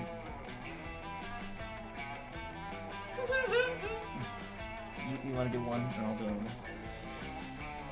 Dahlia decimated my people, and I lost my entire family. Now that's my kind of feminism.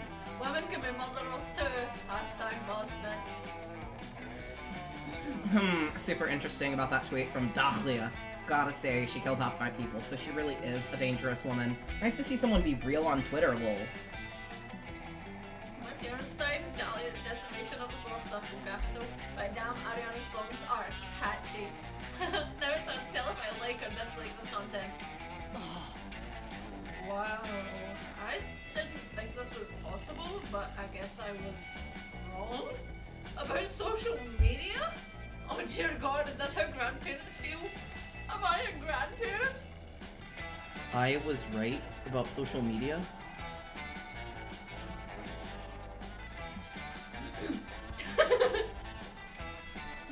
Milo leaves to go to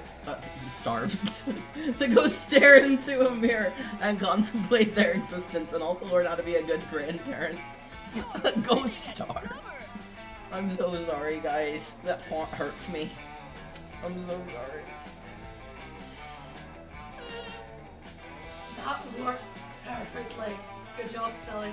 I guess you're pretty good at flipping the narrator whatsoever. Hey, don't you dare flip me. I wonder what song I can annihilate my enemies to next. I think Selena Gomez would be a good fit for an upcoming siege. Now that I think about it. You spend the entire evening sharing a pair of headphones with Dahlia. Dahlia! You make a whole playlist of songs that Dahlia can play while she crushes the skulls of her enemies. You name it Dahlia plus silly hot summer playlist. Beats to murder / study to, and maybe also bone if the mood is right. Sitting, my favorite activity. So much. I feel that's how it is with Damien.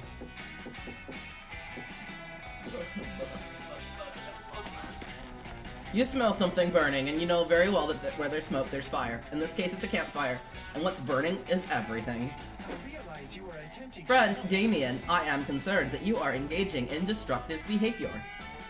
Nah! Damien throws a shoe into the campfire, which crackles and flares up. He makes some notes in the notebook he's carrying. What's up? Oh, sup, Brain? Wanna get some sweet research on? Friend Brain, my own research has led me to the hypothesis that Damien is merely using science as a pretense for arson. What? No. This is a super legitimate research. See, I'm even taking notes. Damien takes a pillow and throws it into the fire. I know. But, friend Damien, all you are writing is shoe, it burns. Pillow, it burns. Aravi's diary, it burns. Yeah, and what's your point? These two are definitely not going to see eye to eye on matters of fire research. Not without you chiming in, that is.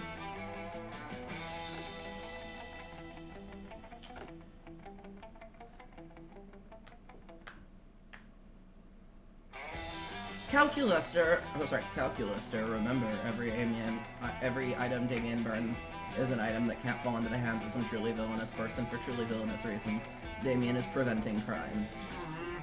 I am unsure. After all, is arson itself not villainy?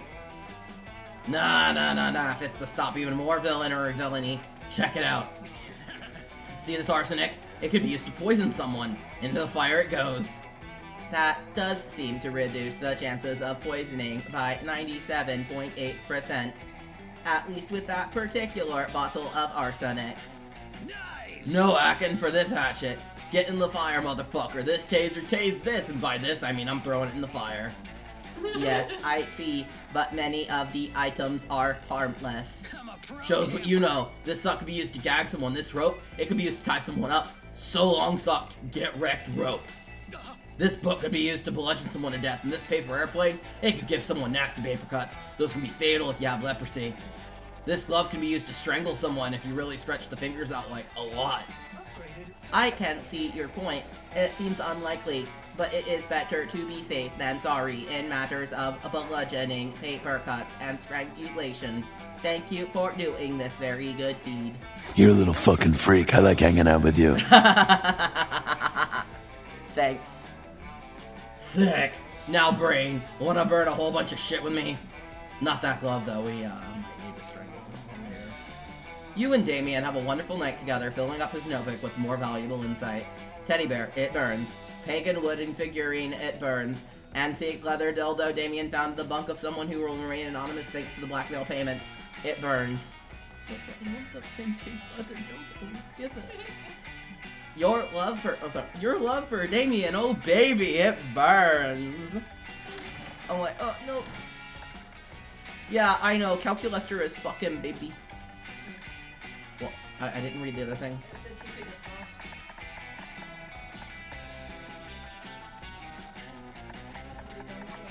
I don't know. Audience, pick one. Help! Assist! We require assistance. Oh.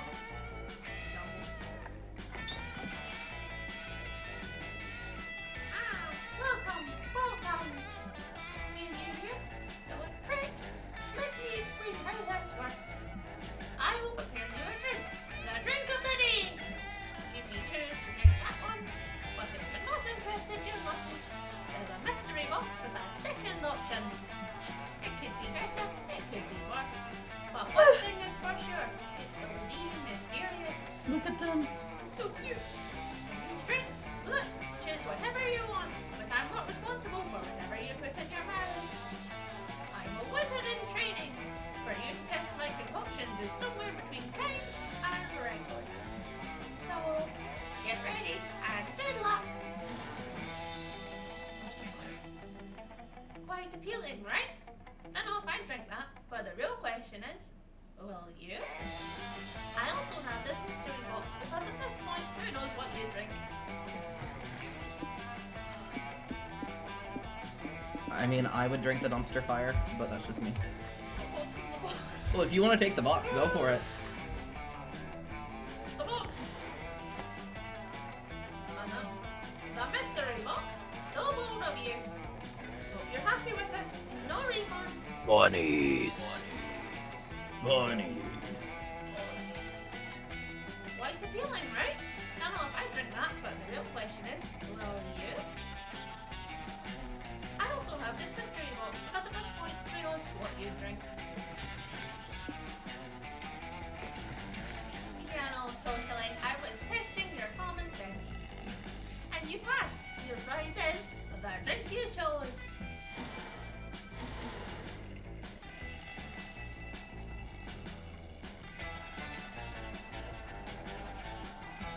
Oh, okay. The Cosmopolitan received its name because it disrupts the very core of the cosmos. Thanks to it, any stat effect is now doubled for you, for better or for worse.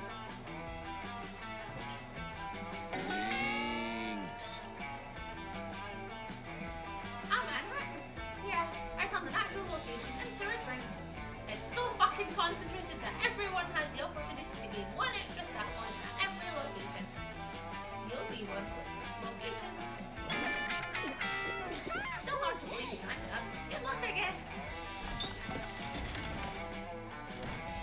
Alright, everybody choose something bad. Say your choice out loud to the other players before clicking. Bad. J.K. Rowling. Blue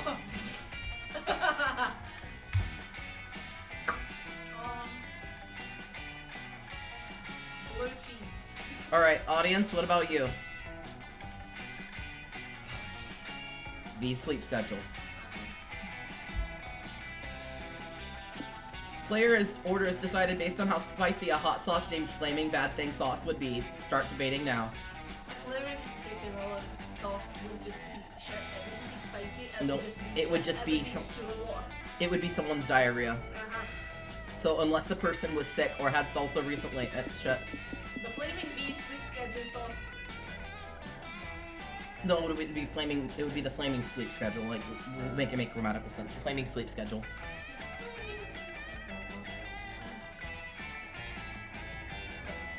I feel like the sleep schedule sauce, like, it would need to keep you awake. So I feel like it would be really spicy. Versus blue cheese is just gonna taste like blue cheese. So I don't feel like either of ours are spicy. I think the only one that has a chance to be spicy is sleep schedule. Fucking V, one and all it. Yeah, fuck him, V. Okay, V, who do you want to go first? We have Brain, we have Silly, or you can randomize it. Brain. Bunnies.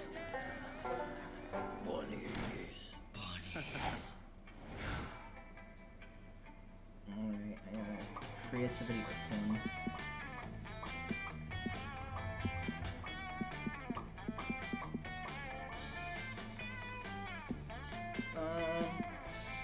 Let's see, this was boldness, charm, fun.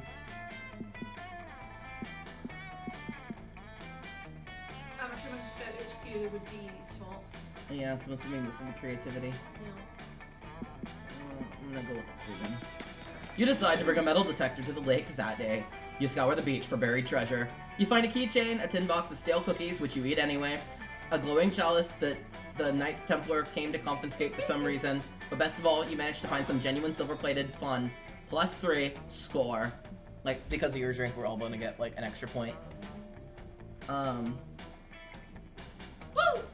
You're resorting your collection of Pokemon cards, thinking wistfully of Carrie the Taxman you once traded for an Arctic colonialist, Ernest Shackleton, from the first game. Yes. When you're interrupted. There you are, Brain. I've been looking everywhere for you. Those words warm your heart more than any fire ever could. Even more than the wildfire for which Damien is presumably searching desperately for once more. I'm searching desperately for the wildfire once more! And there it is. Since you were such a big help last time, I thought you might want to try again. I mean, you weren't such a big help as to actually bring the wildfire, but I did appreciate your support and enthusiasm. And mostly, if I do find the wildfire, I'm gonna need a witness to prove it. I realized our last approach last time was all wrong. Yeah, we pulled off something radical in metal, as only I could, with you watching, I guess. But fire is most known for being radical in metal. Yeah, of course it is, but it's also known for being dangerous and reckless, obeying no laws and fearing nothing. The wildfire will not appear simply to those who are radical or metal, or it totally would have come to me. I need to do something truly unmistakably dangerous and reckless to lure that sneaky wildfire out. Any thoughts? You're so tempted to tell Damien that the appearance of wildfire is based on weather and foliage, not worthiness, and Avarabi was just fucking with him. But doing that would be against your own interests, since it would cut short this valuable bonding time. So you make up some reckless, dangerous, and stupid bullshit because apparently putting your crush in danger is worth it for you as long as you can do shenanigans with him. You should really do some introspection about this later via your priorities and ethics, but for now you pitch Damien the best idea you've got.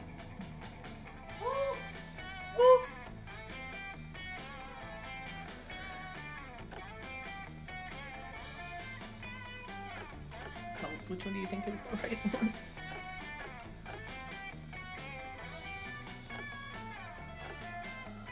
I feel like it's a Rage, rage, fucking rage! I would pick the bottom one, but I don't know. I could be wrong.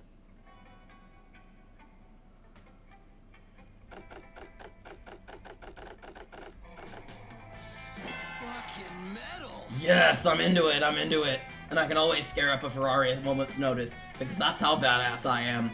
Where the fuck are we gonna get a cat? Oh, hello, friend Damien. Hello, friend Brain.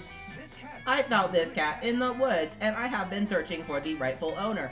Oh, this was one of the free little DLC pack things I got for having played the other game. Well, you found him. That's me, the rightful owner of this cat.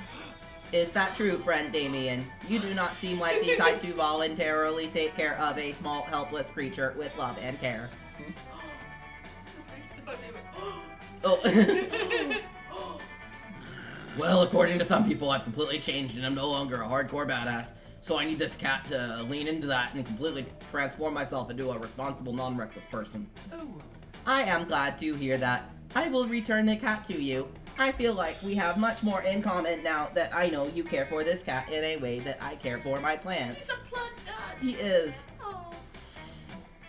Yes, of course, and I'm not going to do anything reckless or dangerous with this cat. The reason I'm going after Damien this run, by the way, is because I got his bonus at the beginning. If I'd gotten... because honestly, I could have gone after him, Calculester, the hero person, or the witch girl.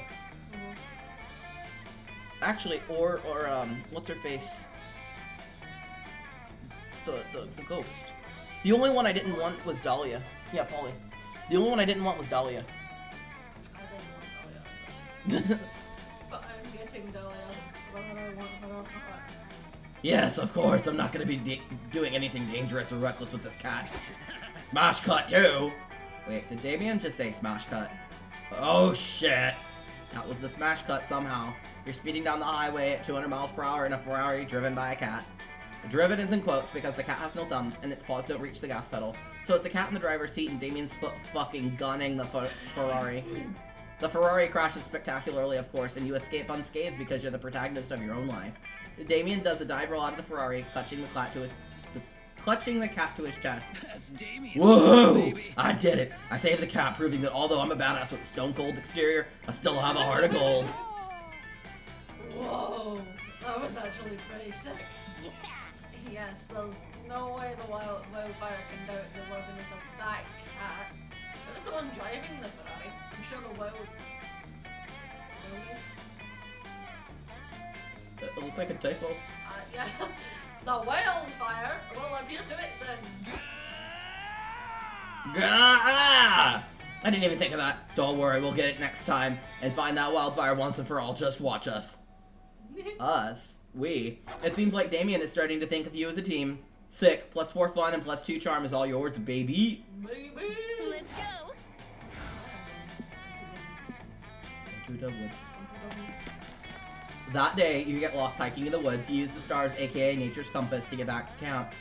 The stars are actually teaching you all sorts of things, like how one of the stars is Orion's belt is actually a nebula. The stars also teach you Italian, the quadratic formula, and the true meaning of friendship. Wow, the stars sure are smart, and they give you +3 smarts. Later, you find Dahlia sitting with her legs crossed and her palms pressed together. Her pose reminds you of meditation, and all would be very calming if Dahlia weren't screaming at the top of her lungs.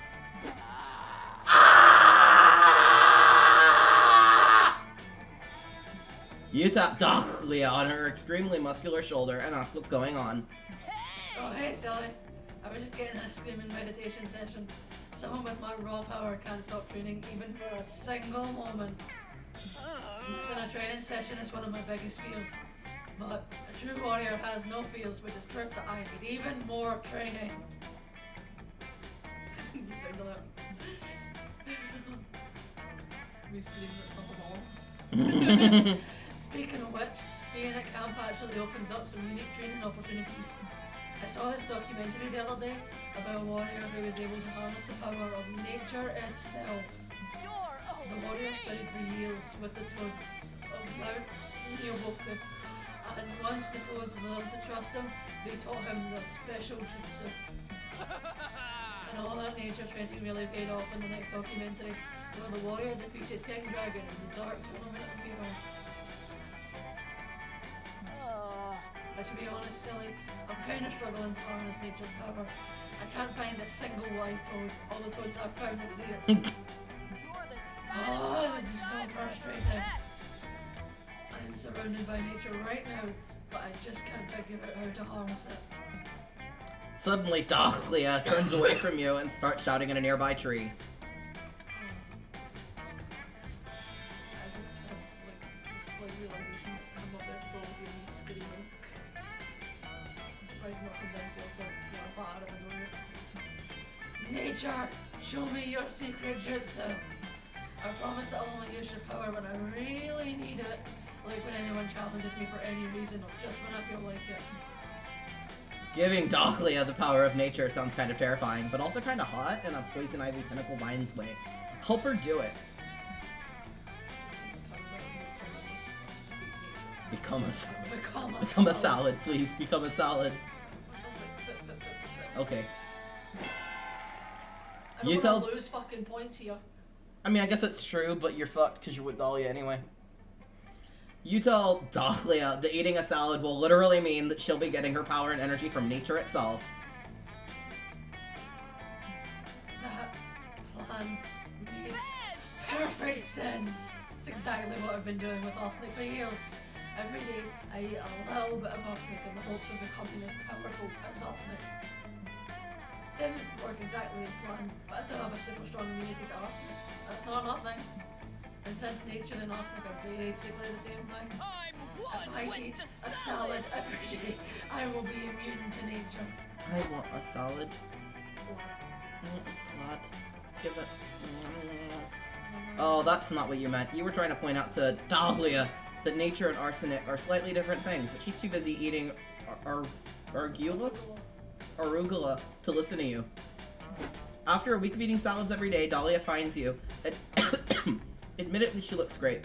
Getting enough fiber is good for the skin. Dahlia is here. Silly. Thanks to your idea, I have completed my training. Over the last few days, I have eaten 5 whole salads, including the salad bowls. By this point, I obviously must be immune to nature, and to test my new powers, I've thought up a series of nature immunity tests. I'm going to start by hugging a beehive, and then do some dental work on a wolf, and finally, I'm going to use an eel as a bell. You wince, terrified of Dahlia's nature tests. She runs at a beehive, arms open wide for a bear hug. And it works! The bees happily hug Dahlia. Soon after, she's made a fashionable eel belt and perfectly removed the wisdom teeth of all the wolves in the forest. Honestly, the animals are probably too afraid of all the arsenic in her bloodstream to attack her. I am freaking immune to nature. With my new powers, all of the plants and animals in the forest shall bend to my will and join my army of demons. And also, I shall never get another mosquito bite. Hell yeah! Dahlia is so excited about her new nature powers that she decides to make a celebratory salad for you two to split. She even included an avocado, even though it's an extra 50 cents. You're touched by Dahlia's kind gesture, but as soon as you take a bite, you feel your throat begin to swell.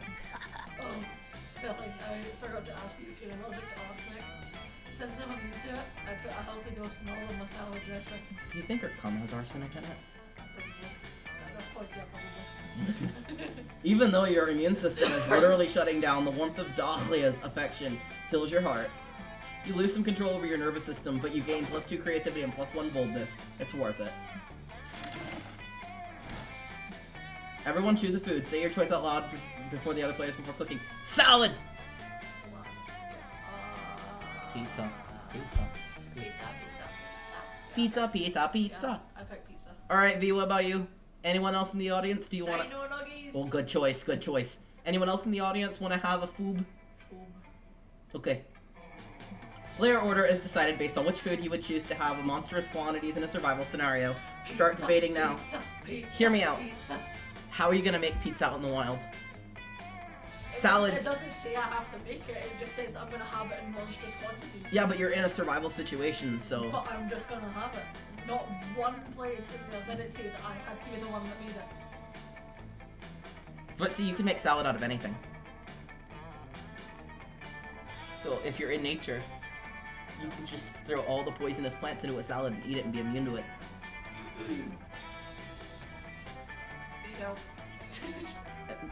Make your case for Dino Nuggies and then help break this tie.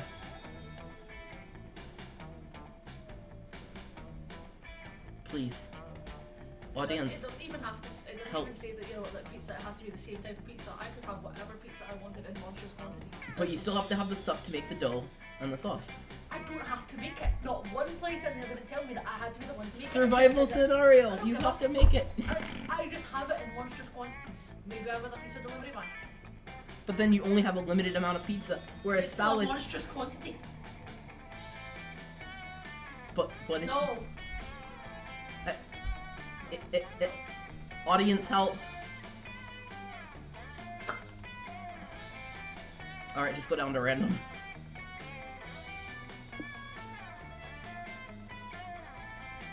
Rage, rage, fucking rage! Fuck you. Kiss it. Kiss it. Thank you. Before anyone gets concerned about my sussy behavior, he's just kissing my middle finger. It's fine.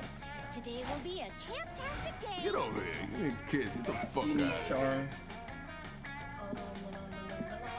Here? Today at Camp Dome, the game is 7 minutes and Heaven Extreme. You have to press A, yeah. Sorry, I was distracted by the kissed it. I could not hear. You volunteer yourself as tribute for your camp. You put some lip balm on, ready for some hot kissing, but it seems you got the rules all wrong. 7 minutes in Heaven Extreme, they straight up murder you and you need to stay in literal heaven for 7 minutes. They stab you repeatedly. You're sure you're going to hell, but no. Heaven is beautiful, it's all you ever wanted. You wanted to stay, but then they bring you back to life. You're cheered up by your teammates, but you'll never be the same after being taken from heaven. You do look more heavenly though, and that translates into +3 charm. You're celebrating a major victory with Dahlia, and she just won a game of charades against Camp Rival Camp, and only 6 people died this time. Yay. Hey, look, there's a bat lady on the ceiling. Hey, bat lady, come down here and fight me. Oh, her charades against me. I'm unbeatable. Dahlia, it's me, Batness from Camp Rival Camp. Keep your voice down. I've been hiding out in the dome for the last 3 years. No, 3 days. For the last 3 days. We've been here for like 3 days. Guess that explains the battle stink you got going.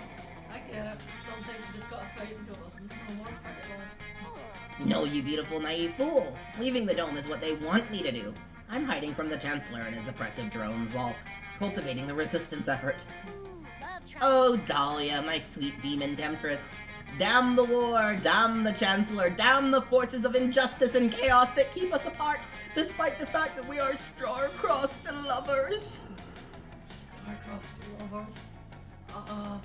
No offense, but I don't know you. I usually make a point to know people if I'm gonna be star-crossed lovers with them. It's just bad tactics otherwise. Oh wait! The tug-of-war against Camp Rival Camp the other day. Yeah, I kind of remember beating you at tug-of-war. I was in a battle range, so it's a little fuzzy. You need something to drink. I really do. Have something to drink.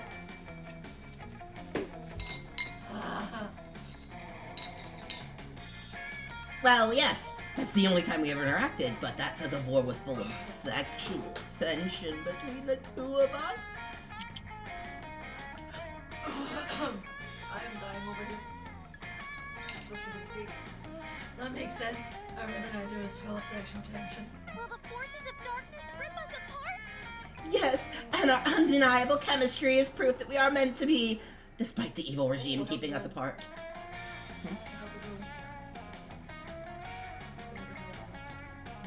I love vanquishing evil through the power of love. Oh, the musical growl, okay. Yeah.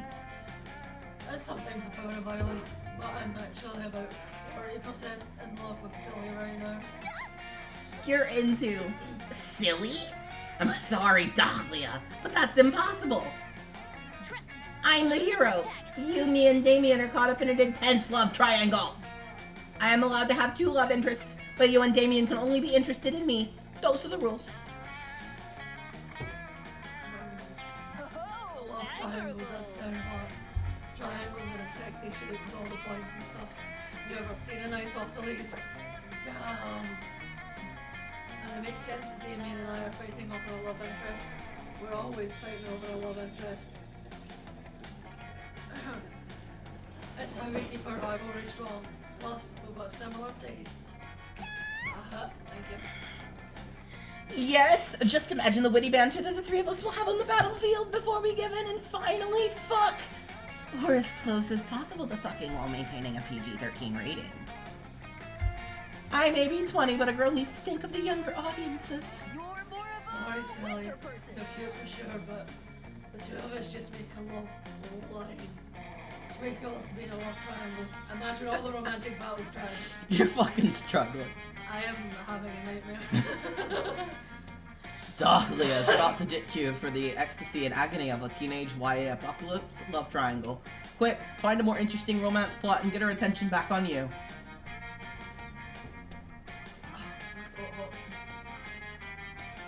Part of a boring love triangle when you can join anything sexy or romance configuration. I love hexagon.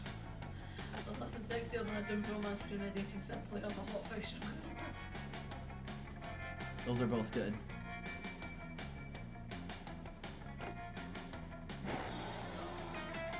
You tell Dahlia that love triangles are pretty cool, but why stop at 3 people when you could have 6 lovers in an extremely complicated love hexagon?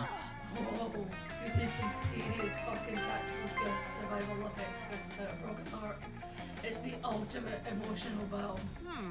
But wait, if it's just you and me in the hexagon, who are the other 4 romance options? You show Dahlia your love hexagon diagram, which includes you, Dahlia, a Fox News anchor, the CEO of Twitter, an antique stop-motion puppet that came to life, and Yu-Gi-Oh's grandpa. Wait a minute, wait a minute, wait a minute. Oh. Oh my god. What did I do? I don't know what I did. Okay, that's fine. Okay, okay. 2 seconds, guys. I'm doing a little bit of Googling. Take this minute to take a drink. Go scratch your dog behind the ears.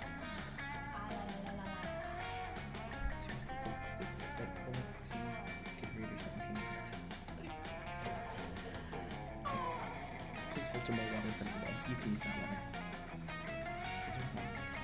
water. Right. So let's see. This is called what? A monster camp. Release date for Monster Camp. Okay, this came out October 23rd, 2020. So this would have been before Musk.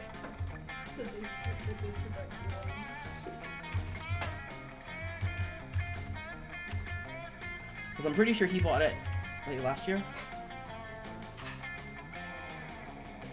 Yeah, like last year. He bought it sometime between April and October last year. Okay, cool. Yeah. Okay, Twitter CEO 2020. Jack Dorsey. Alright.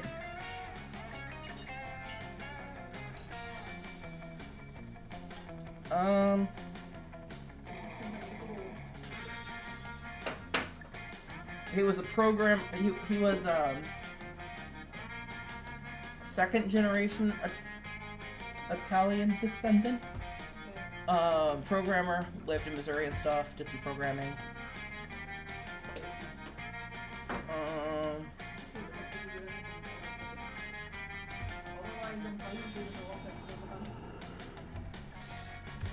Let's see. Jack Dorsey scandal. I feel like he did, but I don't know what. He sold Twitter to fucking Elon Musk.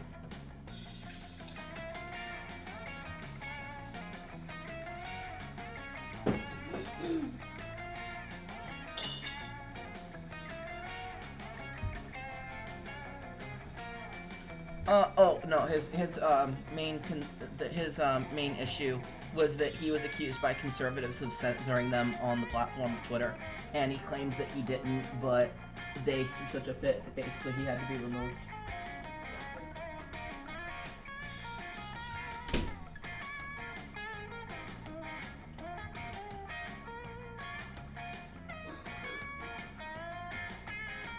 I'm looking because I found another article, but it's from a very seedy place.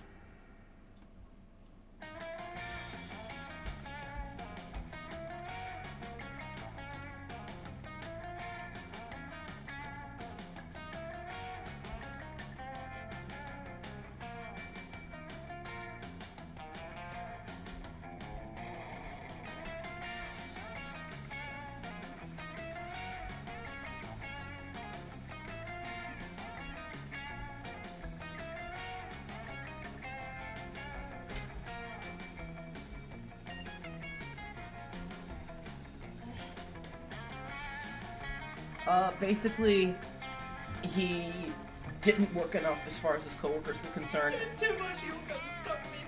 Yeah, he wanted to be a fashion designer or something, I guess. He would claim that he was doing stuff he wasn't doing for Twitter, like he was working extra.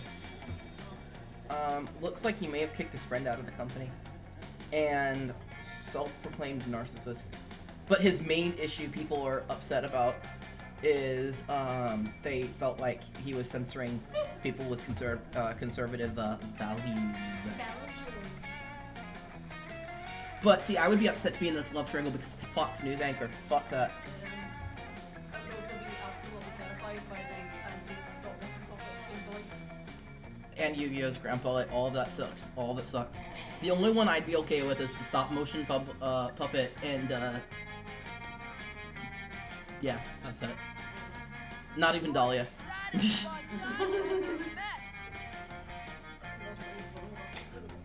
Gross. Are you sure that's not a fight to the death hexagon? Must resist propaganda. Talia, don't listen to Silly. That antique shop stop-motion puppet has ties to the Chancellor. Silly is clearly an agent around the capital. Ties to the Chancellor? An agent from the capital? I still have no idea who the Chancellor is, but Silly's betrayal is a stab in the back. Join the resistance. You can't trust anyone in this dystopia, except for me, the hero. Come on, let's ditch Silly and infiltrate the government stronghold in the name of the resistance. Damn it, I guess you're not joining a love hexagon today, which means you're probably gonna have to settle for a love pentagram. That's a real bummer because the problem with a love pentagram is that it transports your genitals to the pokey needle dimension. Ouch. You lose a significant amount of blood from your genitals, and since your stats are directly related to your genital blood, you lose 2 boldness and 1 charm. Well, wait a minute, if you're going to the pokey needle dimension, does that mean you at least get to be pierced? Do you at least get a sick piercing out of it? Otherwise, it just sucks. I need creativity. Where did we say that was? Here? No, the woods ended up being smocks. So Scout HQ, okay. Bonk. That day in Monster Scouts, you learn to make your very own clothes in the wild.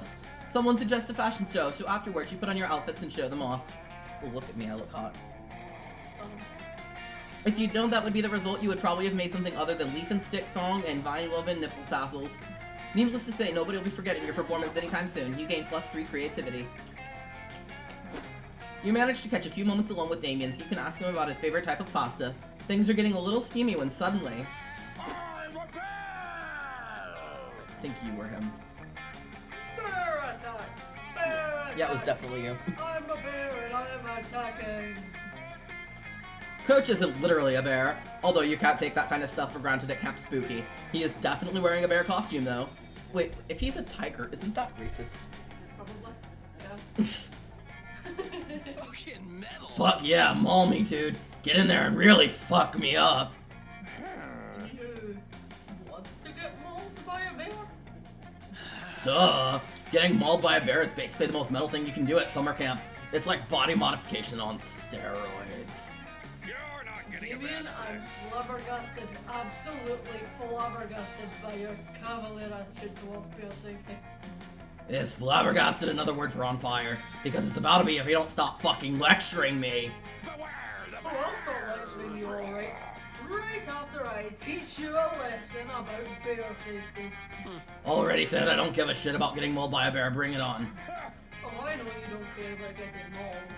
But what if instead of threatening your life, a bear was threatening your lifestyle? What? What are you doing? Where did you get that forest ranger hat and those blue jeans? Hey! Stop lecturing those kids on how to prevent forest fires. Forest fires are some of the best fires you can start in the fucking forest. Also, where did those kids come from? What are they doing at Camp Spooky? This isn't a safe place for kids. I start fires here all the time. Not anymore, Damien. Once I'm done lecturing these kids, there may never be another forest fire again. That's the lamest thing I've heard in my entire fucking life. You can't just stand by and let Coach ruin Damien's whole thing. You've got to find a way to counter all this harmful anti-fire rhetoric. That's crazy enough to work. I got fire protected by the government as a religious ritual. Oh yeah, I always wanted to cloak my love of crime beneath the thin veneer of religious freedom. Monster Scout ship. It'll never work. The government will never recognize arson as a religious ritual. Why the hell not? Well, first of all, it's a crime. I mean, so are child marriages, but they're still recognized by the government for religious reasons in some states. So not paying taxes, that's like the whole point of starting a religion. But you don't have any kind of organization. I mean, do you even have a holy text? Yep, here it is. That's not a holy book. That's just a book you set on fire. And the Bible is just a regular book someone wrote about a bunch of Bible stuff. What's your point? I guess anything can be a religion these days, even if it actively works against the public benefit. Yep. Oh, the realism. You need to learn. Are you kidding? Let me put it this way. For every person I set on fire, that's one less potential victim of a bear attack. So I'm essentially reducing the number of bear attacks. Facts! You've made the Monster Scout. You've convinced me. Fuck. This is exactly the sort of unorthodox thinking that you'll need to rely on during an actual bear attack. With Coach's blessing, you and Damien found the first church of setting things on fire. It's a huge success if by success you mean fire. You gain +4 to boldness and +2 charm. Let's trade places! Everyone choose. Gonna have to be a gentle girl for the rest of this because my throat hurts. That's totally fine. Everybody choose something good. Say your choice out loud to the other players before clicking. Spirit's ass. It is perfectly round and symmetrical, and it is the right amount of squishy and firm. It is amazing. Alright, what's your good thing? Aww. I think V just wins unless it's something stupid. So go ahead.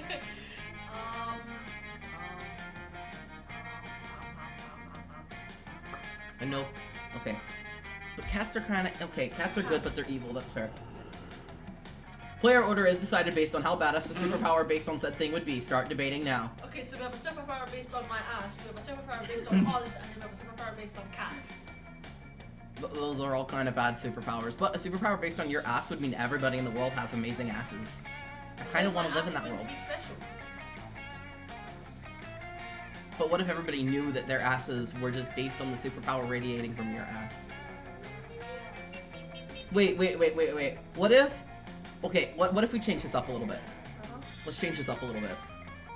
What if instead of the superpower based on the thing, because none of these work for a superpower based on the thing, how cool would it be if each of these things had a superpower? Okay. So if your ass had a superpower, I imagine your ass's superpower would be anything you sit on just becomes comfortable. Oh, that's a good power. Not even just for you, but like when you leave the surface, it's automatically magically changed. Woo! It's comfortable for everybody now. Yeah. So like, if I get a new couch, I just have to like rub you and your ass all over it to make the couch comfortable. Yeah. We could be sitting on the ground outside and be like, hey, could you scooch over and then scooch back so this part of the ground is comfortable? Yeah. The only downside is if any of your enemies ever sit in a spot you've sat, they're gonna have a really comfortable sit. Alright, so, V, go ahead and start typing about what kind of superpowers, we would have just based on our personalities and how cool that would be. Alright, explain the cat personality and the cat superpower. Mind control. Cats get everything you want. I mean, cats already kind of do that, so it's a legit exactly. superpower. Now it has supernatural,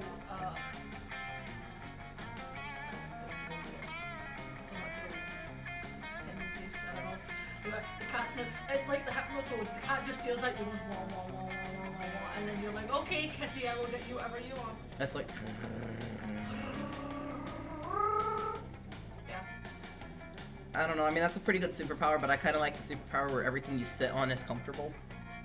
You just like everything that you see. You've got the superpower of being the bestest peeps ever, or just fucking fire. That's fair. I do like everything I say, that's why I say it. But I was liking the selfish implication of the fact I could just rub your ass on anything that's not comfortable. Like those chairs outside that suck, the wooden ones. Yeah. I could just rub your ass on them, boom, they'd be comfortable. They would still fall apart when I sit on them, but they would be comfortable. Yeah. That chair in my car that's fucking broken, I could just rub you on it. Sit you in the passenger seat for a second, or the driver's seat for a second, boom, sit in it. But, I mean, honestly, all these are pretty good superpowers. What do you think, audience? Oh, hail the hypnoto. All hail Hypno Kitty. Does the audience have opinions? Opinions? You know, I almost wonder if we have to give it to Vito because he did say fucking fire. He did say fucking fire. That's true. What? I think all of ours like tie, but see. Cass, hey! I'm like the worst little boy in the planet. It was like Cass. Where your booty sits the Yeah. comfiest. To be fair though, the only reason I like the stuff I say, with an exception of Ike, where I was just being fucking biased. Thank fuck for this. Yeah, Dolly had Milo and the areas. Thought you were meaning Mothman is alone.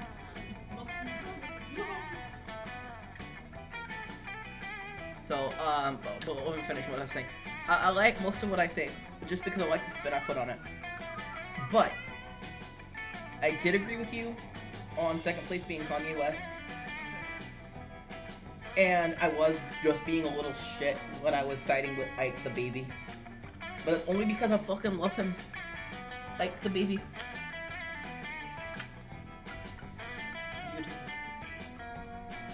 Alright, you find Milo holding up Pink's watch cards to the fire with Calculaster takes notes on his own face.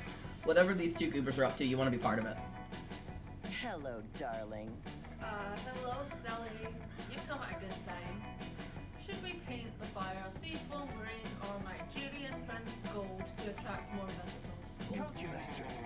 Silly, if you recall, friend Milo and I have teamed up as two master statisticians to flip old properties and restore them. Properties such as the campfire. You've undoubtedly noticed that the same core group of patrons continue to return to this hotel with no new tourism whatsoever. Milo and Calculaster, house flippers. Which means it is the duty of Kyle and Milo house flippers to restore this campfire to its former glory to attract new visitors. You could make the point that this is summer camp and the reason that no one but your group visits the campfire is because you're the only people here. But you'd rather see what these two hot nerds take on the conversation. That's so fetch. Ooh, instead of paint, maybe we could completely refurbish the campfire into a fire. No. Its fire's much trendier, cousin. No. May I chime in? Friend Milo, if I may propose an alternate idea, I believe the reason the campfire's tourism has declined is because we are no longer utilizing it for its antiquated function. Through extensive research, I have found that the primitive humans and monsters used fire for warmth and food, but with modern technology, its purpose is all but moot. We should update the fire's functionality and make it a utility again, lest it be phased into obsolescence like Gamma-phones or Blockbuster. But Calculaster, to improve the usefulness of an object, goes against our very nature as flippers. We dabble in aesthetics, not actual product improvement. I disagree. I believe it is important to improve, adapt, and evolve. I myself undergo regular software updates in this constant pursuit of my best self. No, darling, that defies the flipper's code. Accessories before necessities.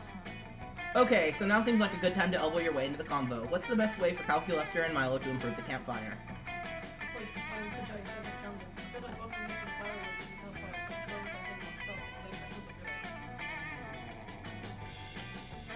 that doesn't I think this one would be Milo.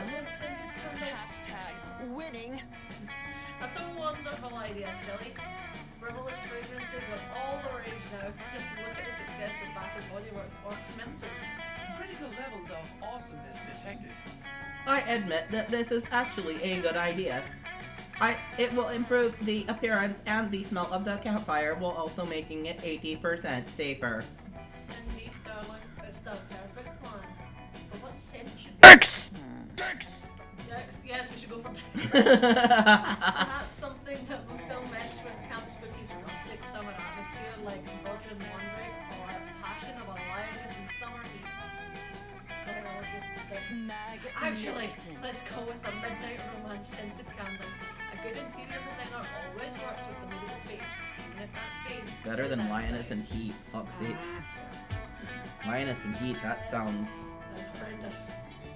Are those truly fragrances? My research indicates that none of those things have a smell. Oh no, an animal in heat very much has a smell. As somebody who has a friend whose house was filled with cats who all went into heat at the same time, I guarantee you can fucking smell it, and it smells horrendous. It's awful.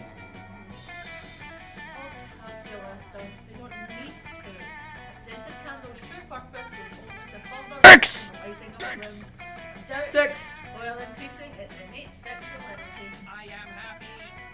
Oh, and all this time, I assumed I didn't understand scented candles because I don't have a nose. What a relief. You're killing I it. appreciate your eye. That sounds so much like I appreciate your eye for aesthetics, silly.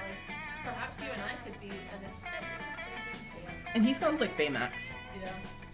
Looks like the scent of midnight romance is already around you. Who says smells have to be real to be in the air? Tonight will be the night of the living dead. You find Ravi scribbling in her trusty notebook. Damien is peeking not so inconspicuously at her from behind a big rock that's right next to her face. Damien, stop trying to peek. I told you to go away. You need to learn. How'd you know I'm here? I can't see you. And that means you can't see me either, so I'm invisible. Do you not understand object permanence or something? Object what? Sounds like some nerd shit.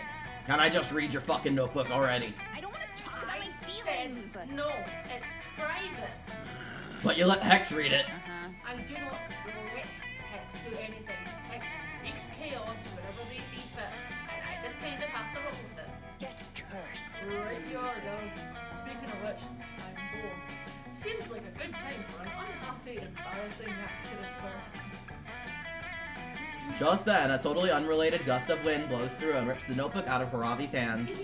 It falls open on the ground and reveals a bunch of doodles of buff leather-clad girl stabbing a wimpy-looking red stick figure. Are these plans to murder me? You said this was your therapy journal. It is. I find these drawings to be very therapeutic. But they aren't murder plans. They're ancient hieroglyphics that I've been studying. Hex, tell him. Sorry, I was on about it. Did Damien see the murder plans yet? The beagle. The beagle. I said they weren't murder plans. Everybody leave me alone. Aravi could easily deny this for fucking ever. She has the advantage of deception on deception checks. You need to settle this argument. Are they murder plans or not?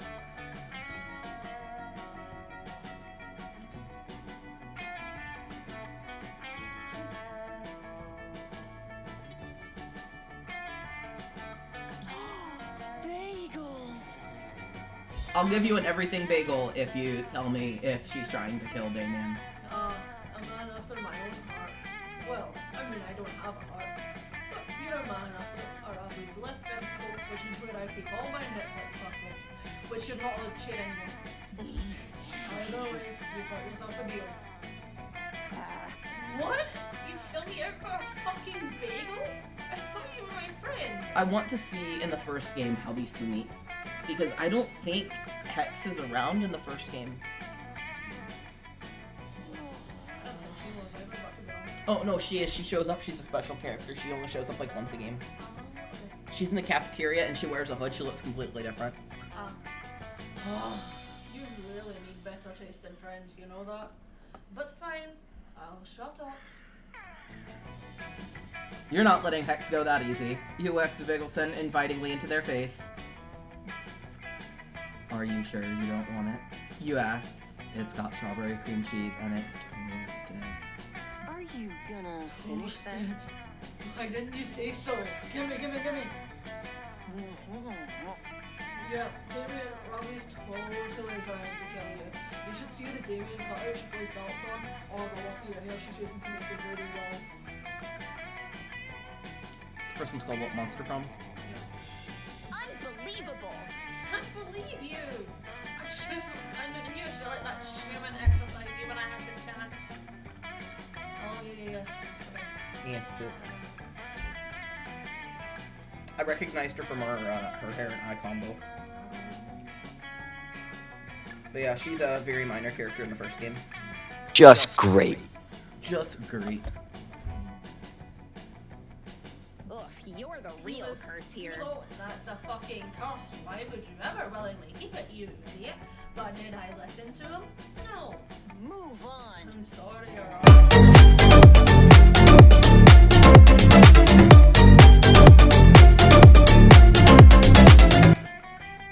sorry, Robbie. You know I care more about you than I care for my own life. But you know I also care for my own life less than I care about a good bagel. Priorities.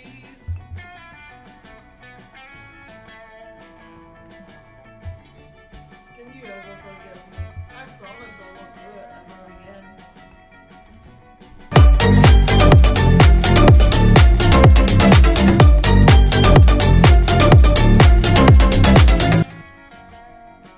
Hey, Hex, I've got a hot pocket you can have. Do you know any more embarrassing Aravi secrets? Free hot pocket? Look, Arabi's got a totally separately a model notebook that's way more fun than yours. Check it out. Also, her kidneys are her weakest internal organs. If you're gonna stab her, aim for those. Next time you won't be so hate late. all of you. Now I have to make all new notebooks since these have been compromised. Thanks for nothing. Happy to help as always, Robbie. Fucking metal. Ravioli? Ah, that was super funny. I wonder what else we could bribe Hex with to get them to tell us embarrassing shit about the Slayer. Yeah, the Slayer's what they're called in the first game. You and Damien take a very romantic trip to 7-Eleven to get some snack food for espionage purposes. You'd feel bad for Aravi if you weren't so busy trying to get laid. Let's trade places!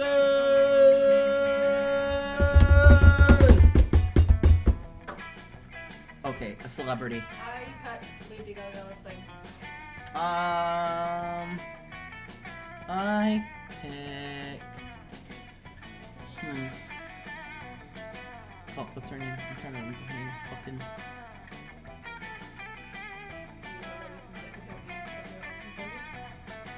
Yeah, played Harley Quinn in that movie we just watched. Margot Robbie. I picked Margot Robbie. Are you joining in again? And does anyone else in the audience have a celebrity they'd like to mention? Would the audience like to join in? Yes. I've never heard of that celebrity. That's an interesting celebrity. Please tell us more. I've heard of No, though. There was a whole campaign about No a while back, remember? Remember that it was this whole, the whole, no, it was this whole, like, the whole Me Too movement, and, you know, like, no being, like, a word that people should listen to. Don't you remember? The importance of no? No has achieved celebrity status, but I've never heard of yes. Okay, microphone, okay. On the day the chosen celebrity knocks on your door and asks you to prepare soup for them. They do this every day. When asked to do this, they just start screaming for an hour. This might sound absurd, but at least the player is dedicated based... the player order is decided based on which celebrity would be the least absurd doing it. Debate this one out. Okay. Metaton, because he would be asking for SpaghettiOs for Papyrus. And Metaton screaming over soup makes sense. Metaton seems like the kind of person who would scream over soup. Lady Gaga wouldn't want the soup, she'd just want the cans to make a dress out of. Yeah, and I don't see Margot Robbie screaming over soup. No. Vodka, maybe, not soup. Alright, so you win, V. You win again.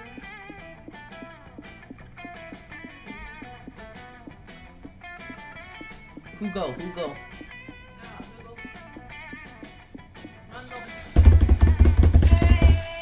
The randomizer just loves you, doesn't it? Did you fuck the randomizer? You can be honest. I won't be mad at you. You could go with either creativity, charm, or fun right now. Because they're 6, 5, and 6.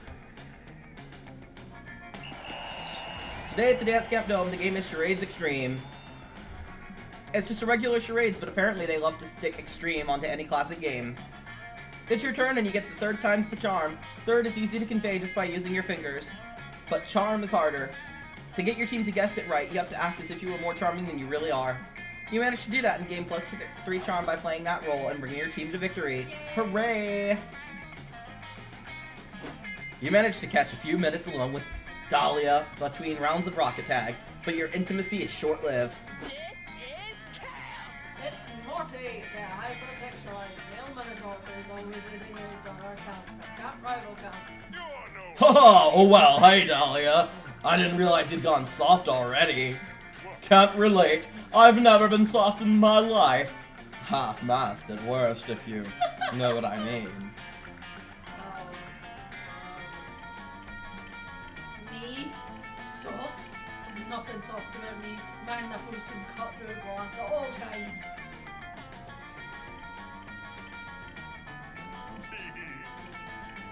It looks like meat's back on our menu, boy. No way, God. Oh. Okay, fair enough. Oh yeah, then why are you hanging out with Silly for even 1 second instead of engaging in some kind of sweaty life or death struggle for dominance? If you're cynically trying to beat me into challenging me to a duel, by God, it's working. Who's ready for a challenge? Perfect, let's duel. I challenge you to a round of chess boxing. We'll play for 4 minutes of chess, followed by 3 minutes of boxing, so on and so forth, alternating between chess and boxing for 11 rounds. In some cultures, this thing is considered a form of intercourse. Chess plus boxing, he said. I accept your challenge. I'll have no trouble putting you against the ropes in the boxing ring. But what about the chess ring? Oh no, I will like put him against the ropes in chess. Chess has no ropes. Strike a pose. That's right. I thought of everything. Prepare to get checkmate all over your blue face. This is a catastrophe. I need backup. Silly, I hereby appoint you my chess concierge. I think that's supposed to be concierge. Consigliere. If anyone can help me win at chess, well, it's probably the greatest chess player of all time. Can't cut off. Oh, he's dead, so you'll know his best time. Enough stalling. Sit down and let's play some chess. Not even a chess genius like Silly will be able to save you. You'll see about that. There's a reason your friends call you the chess burster. You've got some killer advice for chess success.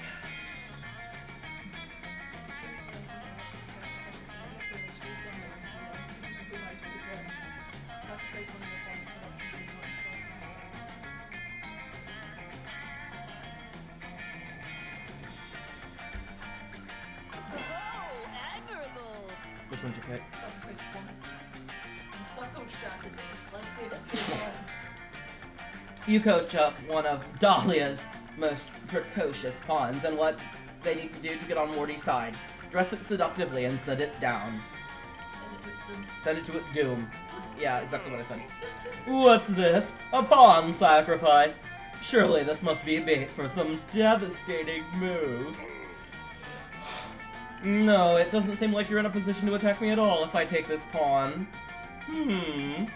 Could it be the pawn sacrificed itself willingly, because it wanted so deeply to be with me? The pawn says nothing, just like you trained it to. Looking's for free, but touching's also for free. Playing hard, are we?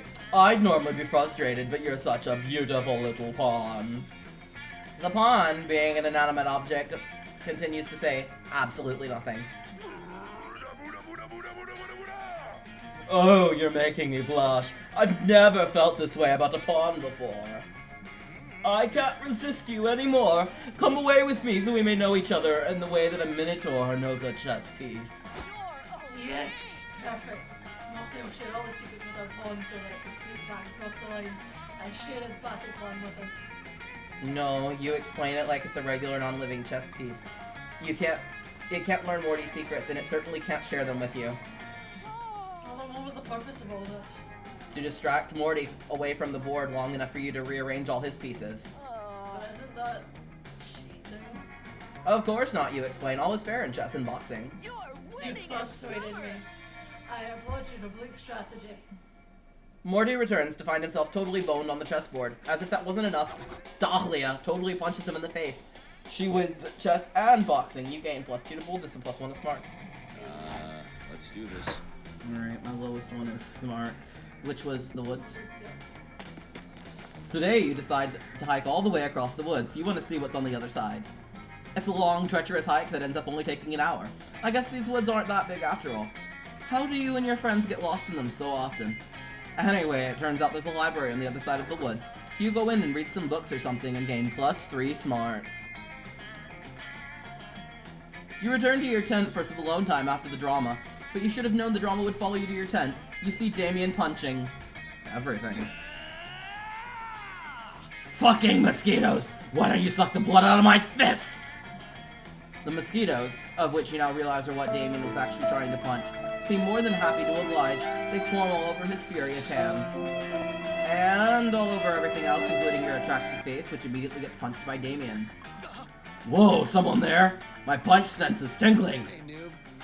Oh, it's you, Brain. I didn't see you there because I was blinded by my rage at these stupid fucking mosquitoes. Seriously, I hate these little fuck buttons. They think they can just come over here and steal my blood. Oh, I was like, what? What? Oh, we just attacked. And I didn't even know they had fists, but it looks like one of them just punched you in the face. So not only are they stealing my blood, they're stealing my whole fucking thing. The worst part is I can't even do anything about them.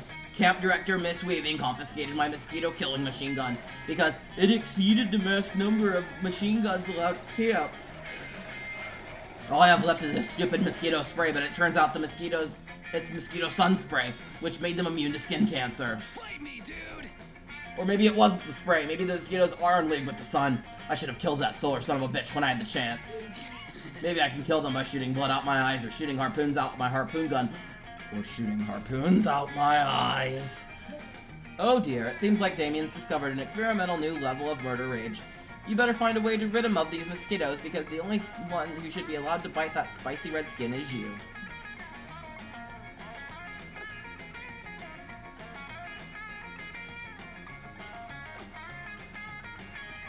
That's crazy enough to. A heist, you say? You crazy son of a bitch, I'm in! And I know just the guy. Damien leads you through a false tent into a secret sub-basement, past a password door, and into an underground speakeasy slash gambling den slash chop shop slash laundromat. You're greeted by a writhing ball of fingers in a tank top, smoking a cigar. Damien Levine, it says. Somehow, I didn't know you were still alive. Not for lack of trying, Jimmy Fingers. Listen, I'm putting a crew together and I need a hand if you know what I mean. Too bad, says Jimmy Fingers. I'm all thumbs. Come on, Jimmy, one last job. What would Delilah say if she... Alright, you devil. What's the job? A casino? A bank? Some kind of bank-casino hybrid? What?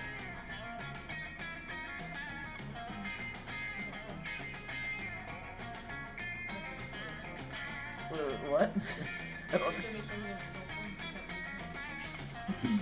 Yeah, but what did you say? Oh, okay.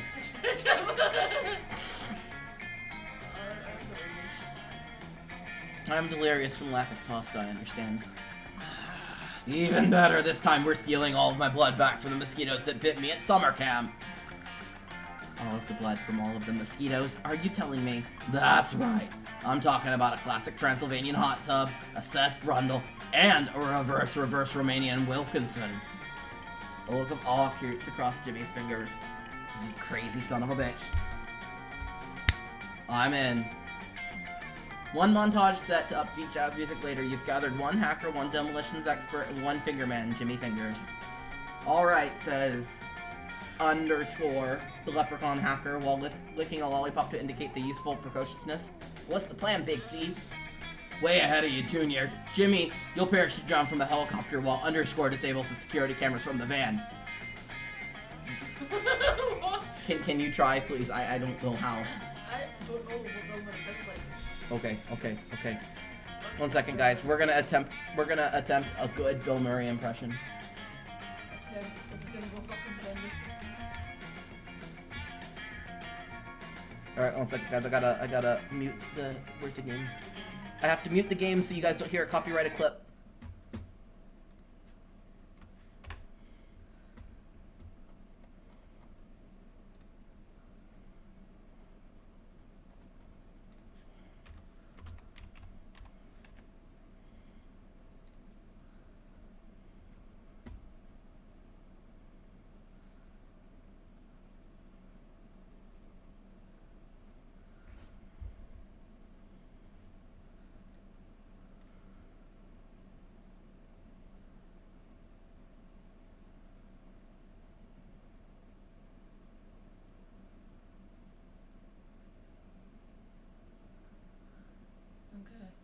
You got it? I'll try my best. Alright, I've unmuted the game. We're back. Spirit is gonna try his best to do his best Bill Murray impression after hearing Bill Murray speak for only like 10 seconds.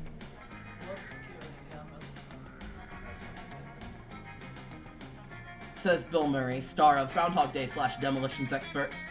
Mosquitoes don't have security cameras. That's right, Bill, they don't, which is why you're gonna set some up, with dynamite inside them. That's all well and good, says Jimmy Fingers. But how are we gonna actually get the blood from the mosquitoes? Oh, that! I already stole it while we were putting this team together. The plan was just a distraction. Bloody twist, says Underscore. Damien, you genius, you've done it again. You still got share on water, right? Says beloved film actor Bill Murray. We're like masters of survival. Hell yeah, blood for everybody, especially you, Brain. You're the real mastermind here. But don't you need your blood back?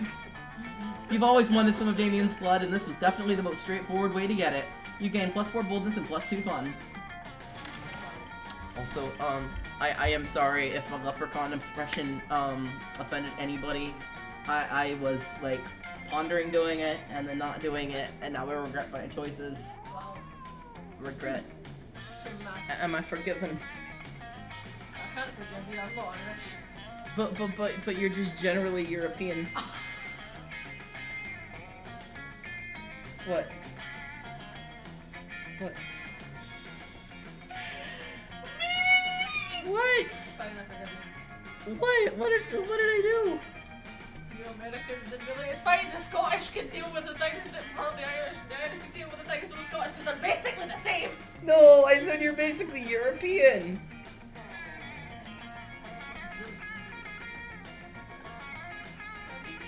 Yeah, that's right, nothing to do with fucking Europe now.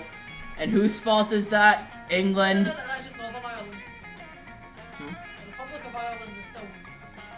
Yeah, but you not being a part of Europe is whose fault, England? Whose fault? Fucking England. But you English viewers are fine.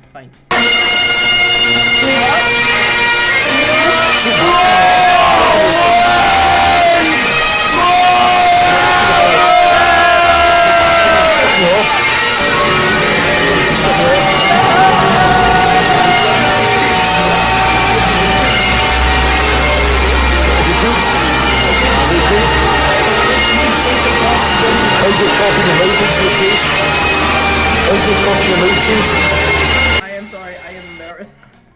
I am embarrassed. Was it halfway decent? It was halfway decent, okay.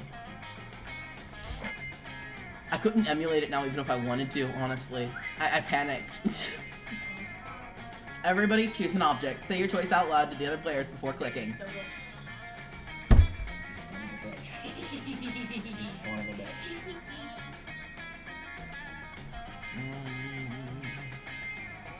If anyone else wants to participate, you're welcome. No, it's fine. Okay, fine. Dildo.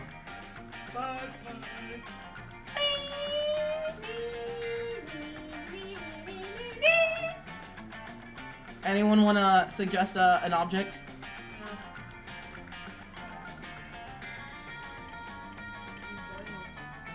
Okay, no, that's fine. Larry Face Funko Pop, okay. Player order is decided based on the likelihood that the chosen object will no longer be relevant to society in 100 years. Start debating now. Well, dildos are always going to be relevant. Bagpipes... I would like to imagine that Scotland is going to be stubborn enough to keep a hold of the bagpipes. It's Larry. Unfortunately, yeah, I think it's Larry that's not relevant. So do you want random? Yeah, do you want me, Kryptic, and random?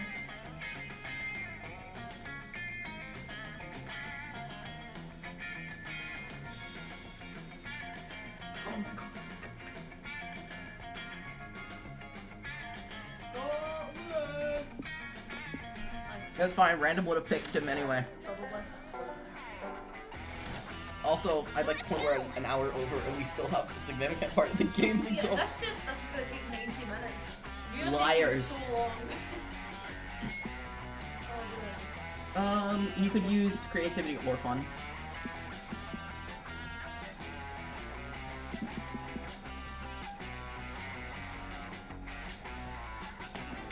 You spend the day learning new skills with the Monster Scouts in order to earn badges.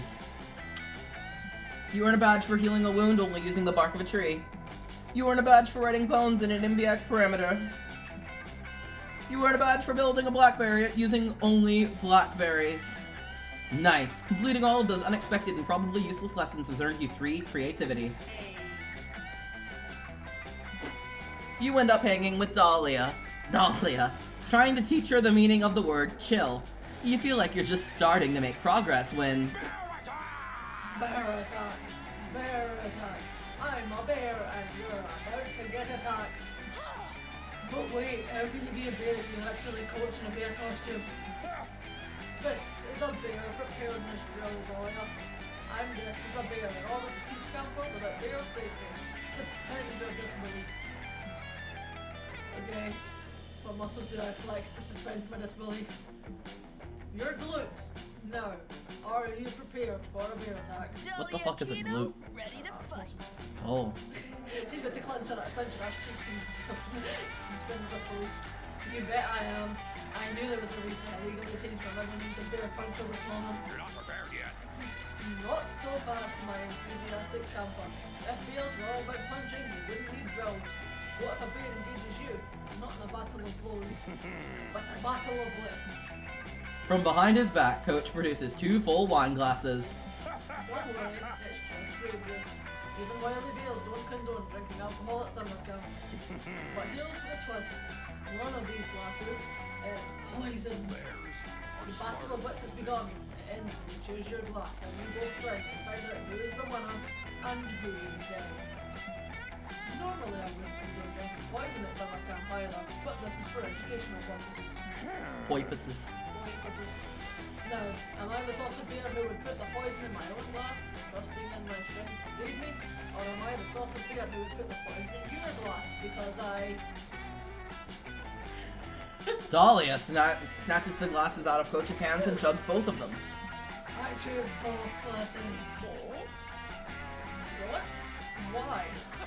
Because it's the last thing you would expect. It's called lateral thinking and I excel at it because my brain is the strongest.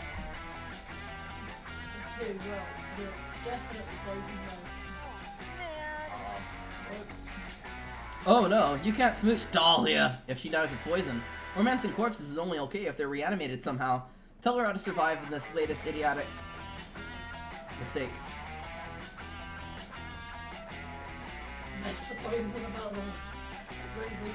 Bear battle, natural enemy. Who are you, Trump, telling people to drink bleach? Drink the bleach, no. Best poison in a battle.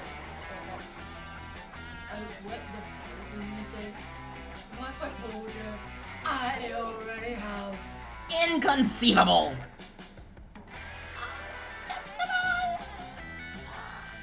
Conceive it, Coach. Last night while the other campers were asleep, I swapped all of my blood with all those silly... Rage! Fucking rage! Yes. I was doing it to earn my swap bodily fluid and a camper badge. Not sure if that's how the Monster Scouts intended that badge to be earned, but okay. But now my true genius has been revealed. The poison isn't in my blood, it's in Silly's blood.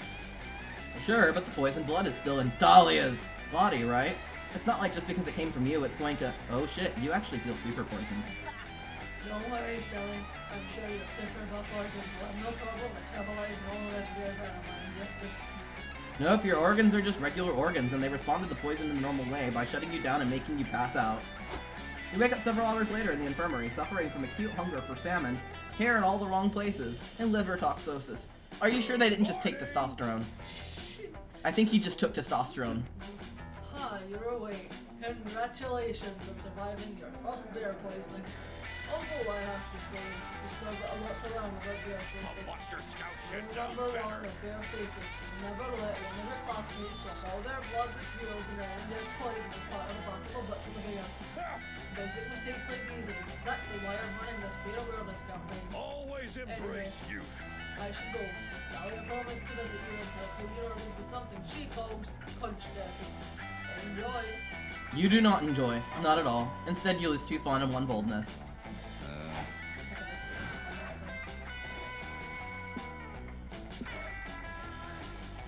Yeah, you are really low on fun.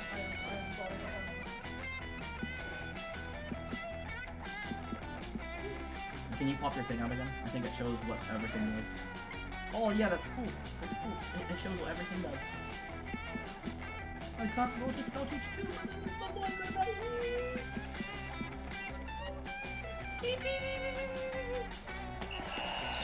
That day at Camp Dome, you played Never Have I Ever Extreme. Every time someone mentions something you've done, you have to cut a finger off. But besides the finger part, this is basically a great time to brag about all the cool illegal things you've done. You're the first out, and while they're sewing your digits back on, you get to regale your friends with stories of how you robbed a bank while wearing your grandfather's skull as a hat. You're so cool. Also, they sew 3 charm to your left hand by mistake. You link up with Damien afterwards. He told you Coach wants him to dig a latrine and he could use a hand. Okay.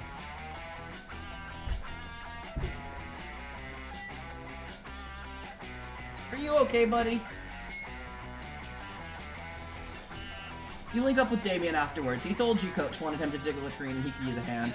Hey, there you are, Brain. Thanks for showing up, but I think I figured it out. I didn't know what a latrine was, but it sounds like French, so I made an educated guess and buried landmines everywhere. You look at him, perplexed. The French didn't have landmines. You tell him. What? They didn't. What the fuck is the point of the French then? Get off my property. Hey, stop burying those landmines on my property. You're dangerously close to exceeding the state of California's recommended landmine maximum, and I don't need that paperwork. Fight me, dude. Your land? What the fuck are you talking about? I carved my name in every building here and most of the campers. Sorry, kid. Not actually sorry. I mean, well, it's just an expression. But Camp Spooky is mine now. Here's the deed. What? No! You can't buy Camp Spooky. This is the home of my most treasured memories. And also my landlines. Your memories and explosives. We'll have to find another home, Sonny. This is the shopping mall country now. That blows utter balls. Shopping malls are fucking useless. Why build one here? On the contrary, shopping malls still have one very important use. Making summer campers like you absolutely miserable. Let's go, intern. Now, if you'll excuse me, I'm off to spill some oil in the Pacific Ocean and blame it on sea otters. I'll be back with bulldozers this afternoon. Toodles! Fuck this. We can't let that colossal wiener bulldoze our beloved camp. I was planning to bulldoze our beloved camp. There's only one way to fix this that I will accept. Crimes. Come on, Brian, help me think of an act of vandalism so heinous that it'll scare that dweeb away for good. You're back! I have returned. You have returned!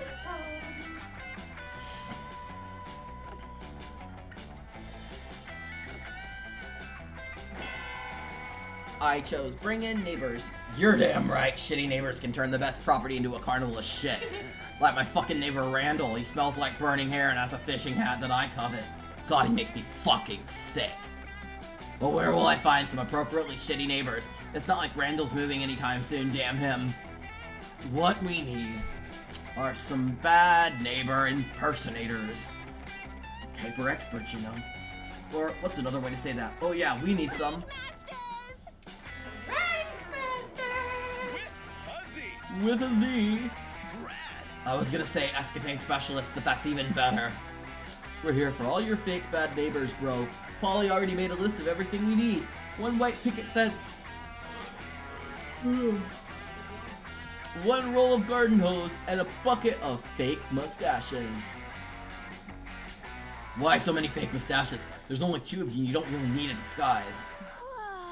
I did my research, Damien. If you took all the shitty neighbors in the world and put them in a pile, do you know how many mustaches you'd have in that pile? 1.6 billion. Alright, you're the professionals, I'll get you some mustaches. I have a bunch of severed heads that I've been meaning to shave anyway. 1 gruesome disguise montage later. Alright, I'm back! Hope you were getting your addicted parents because Who are you guys? We're your new neighbors, bro. A polyamorous throuple of horny mustachioed men. My booty is filled with skills. yeah, we love having threesomes, growing body hair, and vandalizing shopping malls in bizarre and disturbing ways. Welcome to the neighborhood. This is not a prank, and I am normal. What? They said no one lived near this camp because of too much collateral damage. You're telling me I have to find a way to evict you guys too? That'll take weeks. You win this time, horny mustachio dropple. But you haven't heard the last of Mr. Papa, CEO of Evil. I will return. Hell yeah, we did it. Especially me. I think I'm really getting the hang of this prank thing, don't you? Most definitely, bro. Like when you said this is not a prank, even though it totally was a prank. Where do you even come up with this stuff? I guess I was just inspired by the mischief in Brain's heart. Thanks for backing me up, hot stuff. Damien's not the only thing you'd like to back up. The other thing is his ass! You gain +4 fun and +2 creativity. Let's trade places! Everybody choose an animal. Dog! Anyone else like to choose an animal? Any more animals?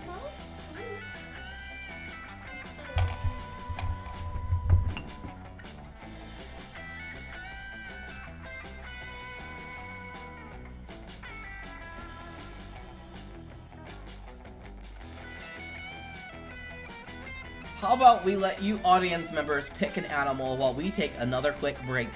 Just frankly. This is a long stream. Frankly, my tummy is making the rumblies and I need to scavenge through the cupboards like a fucking animal. I picked the long version thinking it was only going to take an hour and a half, but we take fucking forever, so it's taking 3 hours so far. Yeah, I think that the reason it says it's an hour and a half is because they don't expect you to narrate the whole thing.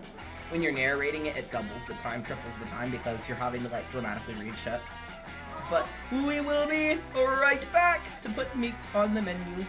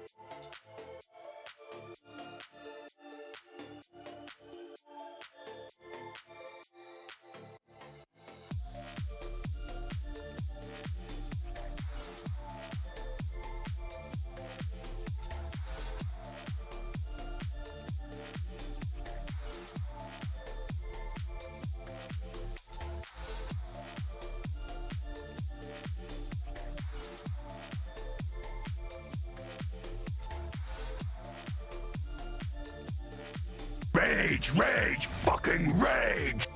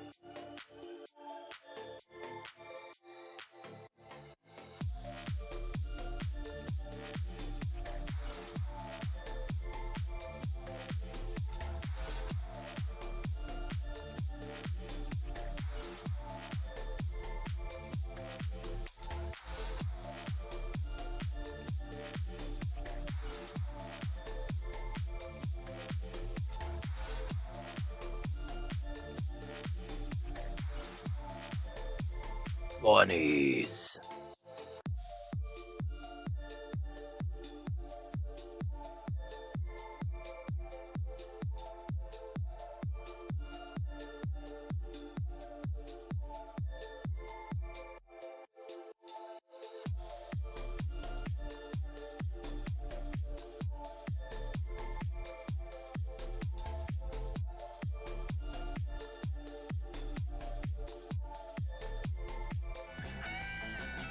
We are back. Oh. Hi. Disappearing and reappearing, fuck's sake.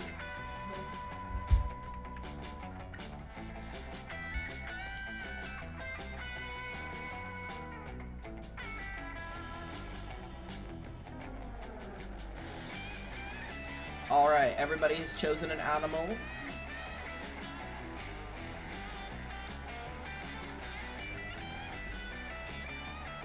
Alright, I said dog, Spirit said snake, and V said...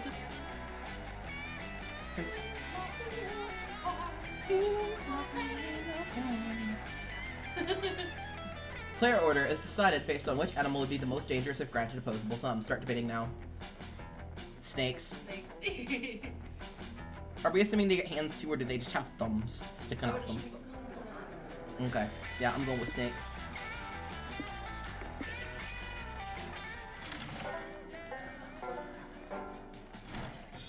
By the way, guys, we feel generous. This stream is long, and we are giving peoples. So anyone who has put a thingy in the chat is gonna get a chance to win a game.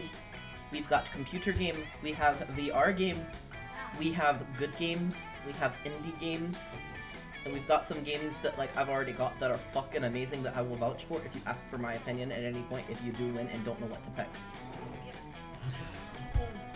What? I almost spilled it. Fuck's sake, don't spill your bottle.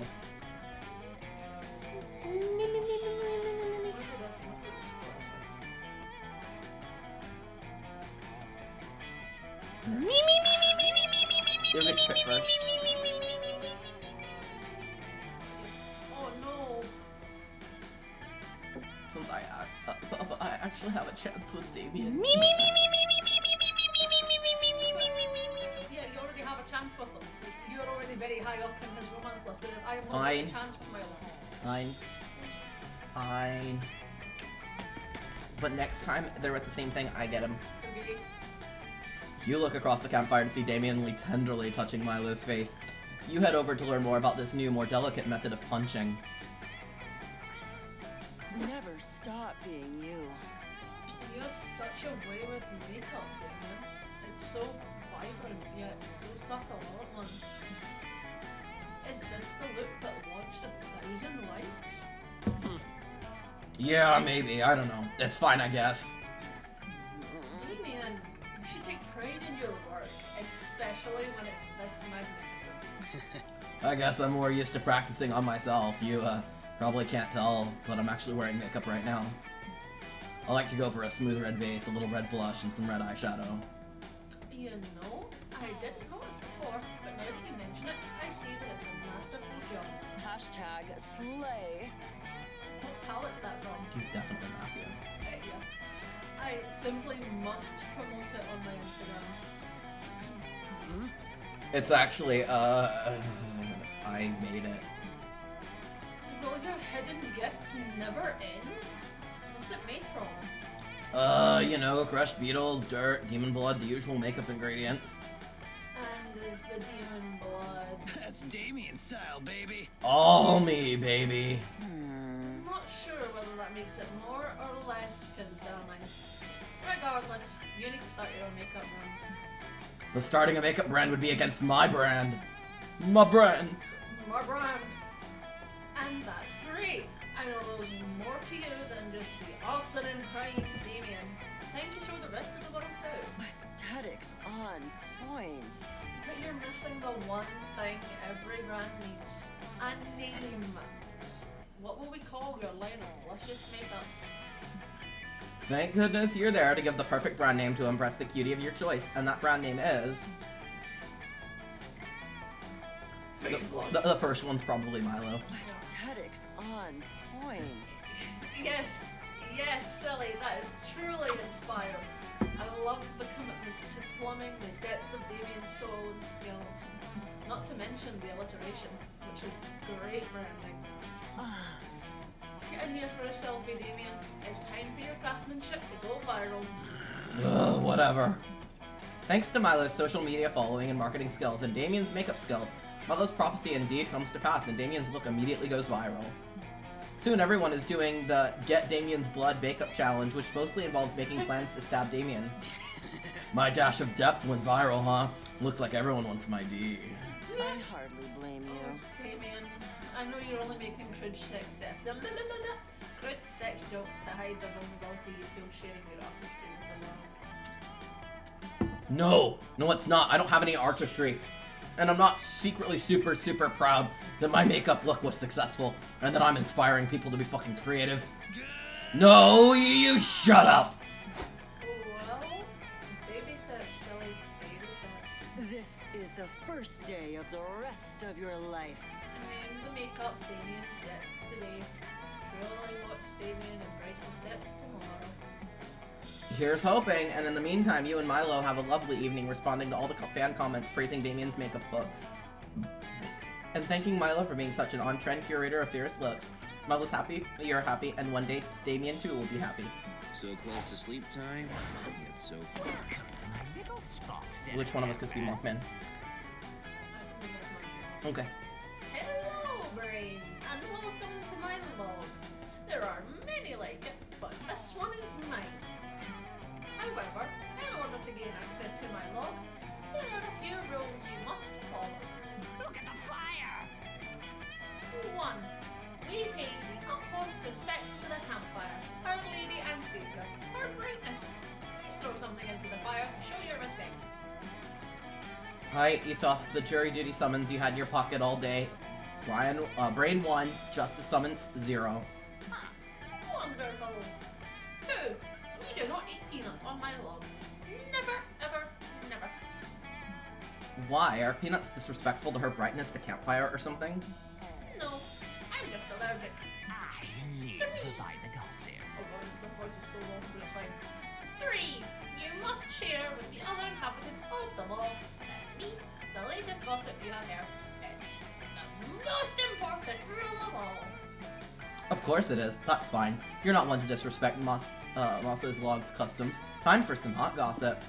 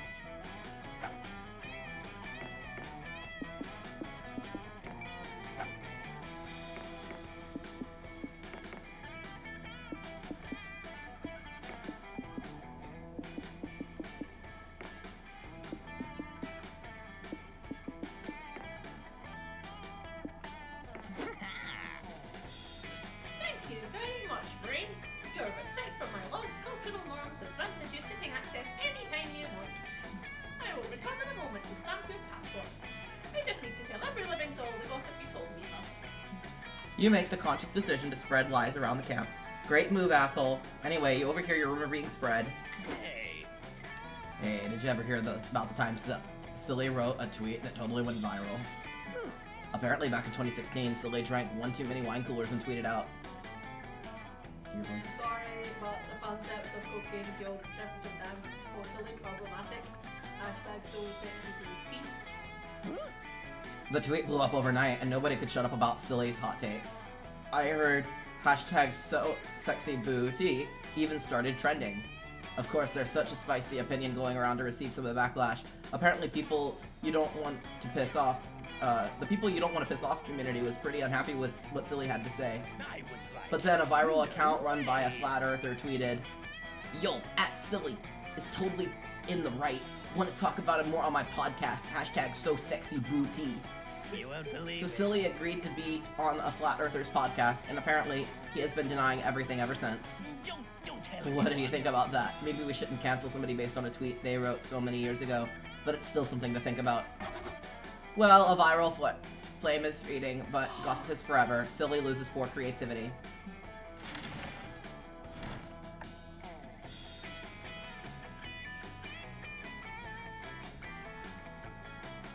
Can you hit use skills this time since we didn't gamble last time?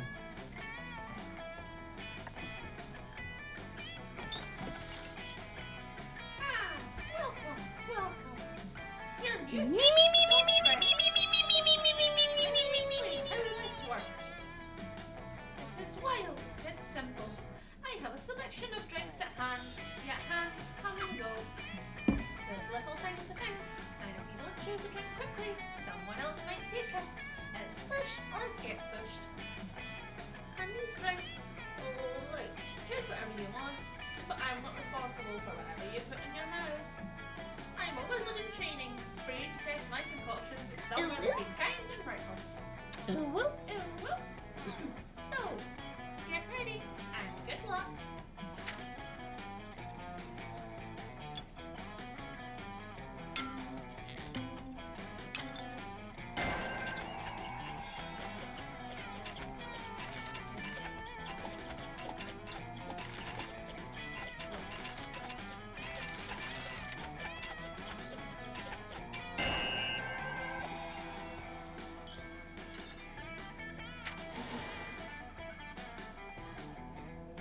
Oh, you can't drink that. You're allergic to it. I'm allergic. I sit on the beach. I brought this drink to the next level, as you can see. Give it a try. I assure you, it'll be a fun ride. Oh, now we're talking. Sometimes you just want to blend in with the masses. Not me. I love to stand out. But in any case, for those moments, I created this. The average. It'll average all your stats. Maybe one day being average will be the new cool. Who knows? You could have used that one more than me. I'm thirsty. Hope you can stomach that. Happy trails. Let's trade places! Everyone choose a movie. Say your choice out loud to the other players before clicking. John Wick. Scooby-Doo from 2002. You ran out of ideas for tonight's campfire story. Player order is decided based on how easily you could fool your campers into retelling this movie's plot without anyone noticing. Start debating now. I mean, we're all monsters, so the Scooby-Doo one could work. I don't know anything about John Wick, so you'll have to make a case. You're not even gonna try? Fair enough.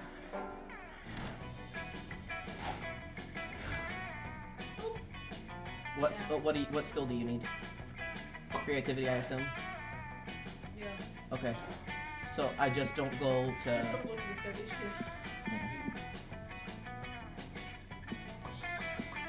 Boldness is which one? Say that again? Boldness is where? That one. The mama. This one? That day you venture into the haunted manor. Everything is going fine and you're reassured on how brave you are. When suddenly a ghost, or is it just someone wearing a blanket with 2 holes? It's so hard to tell the difference, appears and whispers in your ear. Remember, one day, you'll be long gone, and no one will remember you. All of the struggle you endure to become a better version of yourself, both personally and professionally, will inevitably mean nothing. The ghost leaves while you take all that in, gaining 3 boldness in the process. Excuse me. You link up with Milo and Calculaster, who are busy rebranding the spooky basement as a selfie crypt. Damien is helping by threatening the ghosts. Aesthetics on Marvelous. point. Now all we need is a desiccated corpse under that rose-colored mood lamp. It's murder time. You'll have plenty of corpses to choose from in a second. Except you won't be able to choose, because you'll all be dead! Because I'm gonna stab you! I'm Jerry the murderer, by the way! We may have met. I hardly blame you. Tony,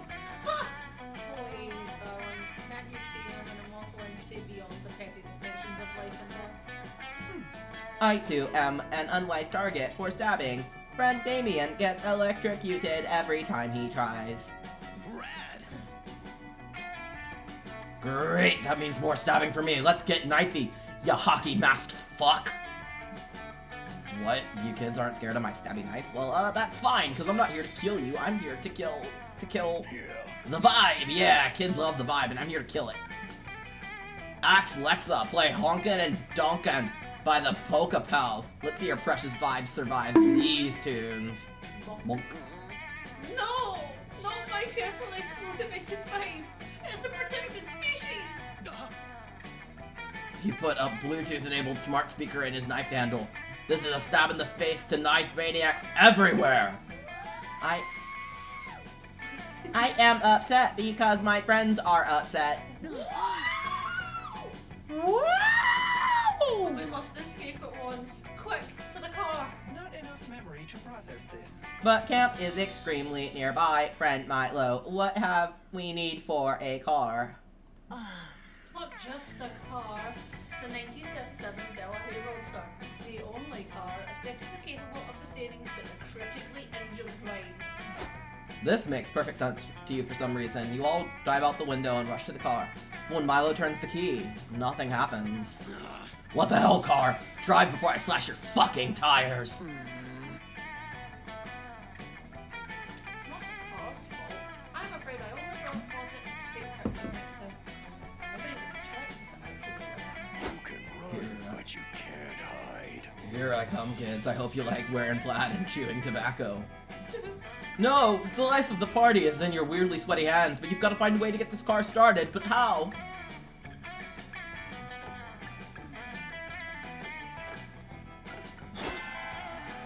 We've got to do something. Quick, everybody, help me threaten this car some more. You smile and shake your head. Threats aren't the answer, though. You tell them, I know a way to really get this car's motor running, if you know what I mean. I do not, but judging on your past behavior, I assume it is something of a sexual nature. I don't care what you have to do, Brain, but do it fast. You've got to get this vibe to a hospital immediately. Preferably a selfie hospital. You don't need to be told twice, or even once. You were born to romance this automobile. You start with a full body wax, one for the car and one for you. Feeling clean is an important prerequisite for feeling dirty. You move around to the front and give the windshield a long squeegee and gently caress the wipers. A little wiper fluid squirts out and dribbles down your chest. Eggplant. Wow, this car must be really excited. I only squirt wiper fluid when Never mind. You slide gracefully around to the rear. There's a lot of junk in this trunk. You take the opportunity to slip a cheeky finger up the tailpipe. The horn honks with a surprised delight. That's so fetch. What technique? I've always said the tailpipe is too often ignored during foreplay. You're supposed to speak. Oh! I poked him in the tailpipe. No, you poked me above the tailpipe. You're sitting down and did the best I could do. You're about ready for the main event. But you're still missing one key ingredient. Lubrication. You pop open that hood and fill her up with premium oil as you slowly finger the crankshaft. I had no idea there was a sexier use for oil than setting fire to people's kids. The car can't take it anymore. The engine rumbles to life with a throaty purr. You're absolutely drenched with oil, car wax, and wiper fluid. Just the way you like it.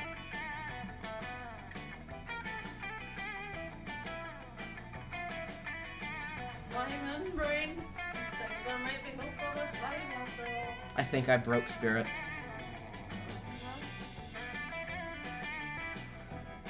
Are you broken?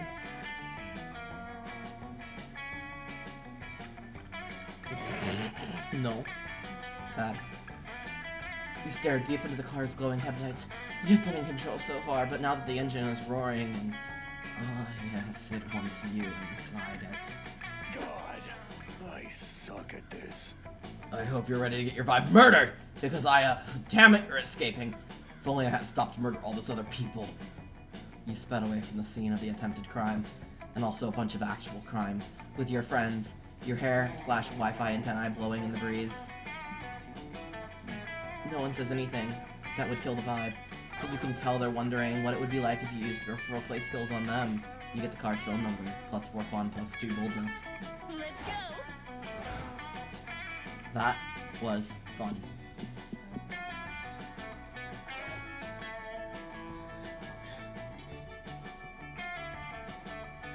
Your creativity is at 5. Yeah. That day in Monster Scouts, you learn to identify different animal tracks. First, you practice identifying bears and deer, but then you start having to identify way more specific tracks. You identify the tracks of a sculptor, a half-human, half-sculptor. You follow the tracks until you find the legendary beast. The sculptor teaches you the basics of sculpture. You gain +3 creativity. Later, you happen upon Dahlia, washing her car in the middle of camp. Why? How did she even get a car in the middle of camp? Hello, silly. I can see on your face the questions bubbling in your heart. What does washing a car have to do with working out? Not quite, but sure, that's as good a place to start as any. Well, just because I'm on a camping trip doesn't mean I can go soft. That's what my enemy would want from me. I must find alternative ways of maintaining my rippling abs. I just realized that's a skull on her shirt. Yes. And I watched a documentary recently that taught me that the best workouts are often hidden in menial tasks, such as washing a car. Wax on, wax off.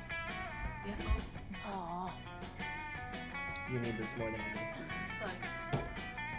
Did you already finish your... Yeah. Unfortunately, I don't think the car washing's doing much for my muscles, or even for the car. I'm pretty sure it's dirtier than when I found it.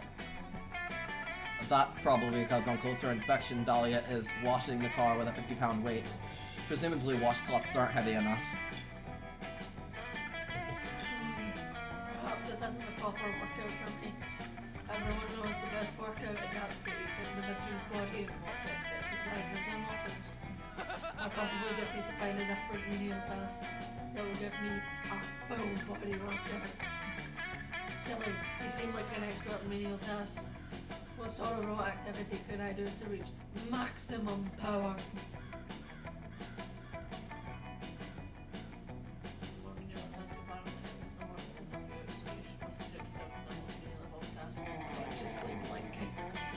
Do it. Fuck's sake! What are you talking about? What is this blinking thing? Wait, does she actually not know? You point at her eyelids and how they go up and down over her eyes every 10 seconds or so. Wow! I've never noticed that before. Have I always been blinking? Why can't I stop? Fuck, I can't stop doing it. No, that's all I can think about. Make it stop! It's also all I can think about. Yeah, I've ruined my... Dahlia goes into such a rage that she rips off her own eyelids and chucks them in your face. It's as horrifying as it sounds. There. Now I can exist in peace. No, wait. Silly. Now you're blinking. Stop fucking reminding me of blinking! Yup, she rips off your eyelids too. Ouchie. Yo, what the fuck is all the shouting over here? Can a guy take a midday beauty nap in peace? No! Damien's doing it too! Is there no end to this madness? What are you? God, fuck, I let go of my eyelids. I use those to sleep and to wear eyeshadow.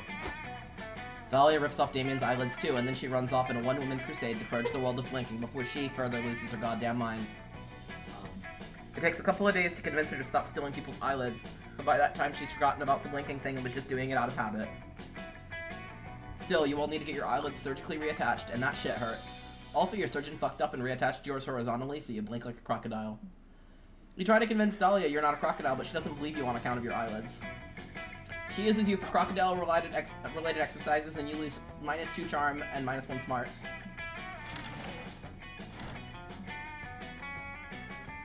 Everyone choose an object. Say your object out loud to the other player before clicking.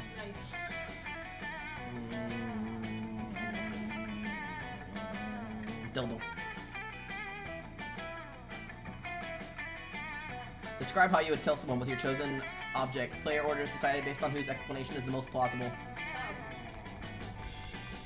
Go, take it.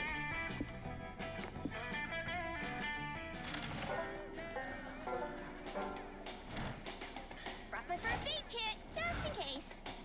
You could use charm.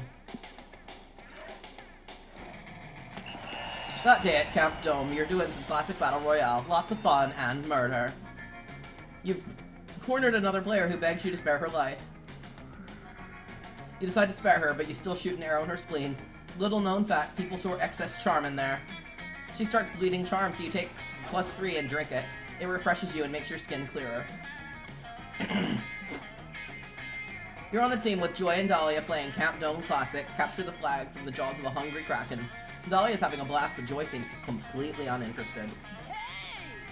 What's the matter with you, Joy? Are you having fun? I'm having a blast. Nah, I'm completely uninterested in this. Thank you, V. Thank you, V. Wow, cool, thanks. Do you assholes ever need a narrator or not? I mean, I could be out saving the world from actual Krakens right now, but instead I'm stuck here, playing a stupid game with no real satisfactory conclusion. What are you talking about? The satisfaction is winning. And as a fellow Coven member, I can't allow myself to win this game without your full support and happiness. Do you need You another are drink? not in the coven. Do you? Or do you need to get another drink? Dahlia, we've been over this. You are not, nor have you ever been, a member of the... It is I, Dimitri. The Coven, you say. Dimitri, what the hell are you doing here? Wouldn't you like to know my beautiful black lotus flower? Yeah, I would like to know. That's why I asked. You want to skip ahead to my villainous monologue, I see. And you know how much I hate to rush through the foreplay. Your power is admirable. Well, regardless, I joined the camp rival camp so that I may finally vanquish the Coven leader once and for all. And for all while you're here alone and distracted. The joys of making s'mores and singing songs and kayaking under the blistering, delightful sun are quite taxing on my brooding exterior. But such crosses I must bear. I'm here to Hey, save the day. to be honest, I got very bored and stopped listening like 6 sentences ago. But if you're a villain of the Coven, Rudy McNaughton, then you're a villain of mine. Dahlia, stop. For the goddess's sake, you are not a witch. You don't even have any magic. Sure I do. Watch this. Dahlia uppercuts Dimitri right in the jaw. She's tattooed the word magic across her knuckles. Oh, looks like I underestimated that you're new here. So let me explain. Coven X Dimitri fights begin with a long, dramatic monologue, laden with sexually frustrated undertones, and then Can do. she punches him with her other fist, which she's appropriately tattooed the words sexually frustrated undertones on. Dahlia, please, just stay out of my way so I can wrap up this fight and we can all go home. This episode only has 10 minutes left of runtime. No way am I leaving my fearless leader alone to fend for herself against this freaking creep. That's not Coven way. Well, it seems like the two girls have the same end goal but can't compromise on how to get there, so maybe you can come up with a way to help them be more in sync.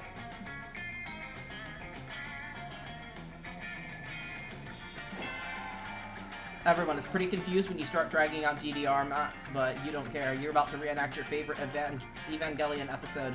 This is the best day of your life. You want us to dance in sync. Are you sure? Nah, I bet you're a natural. I love dancing. It's like punching, but with a backbeat. The two of them successfully learned to play DDR in perfect synchronization. Oh, Dance Dance Revolution. Yeah. But it doesn't stop there. You've been prepping for a situation like this for years.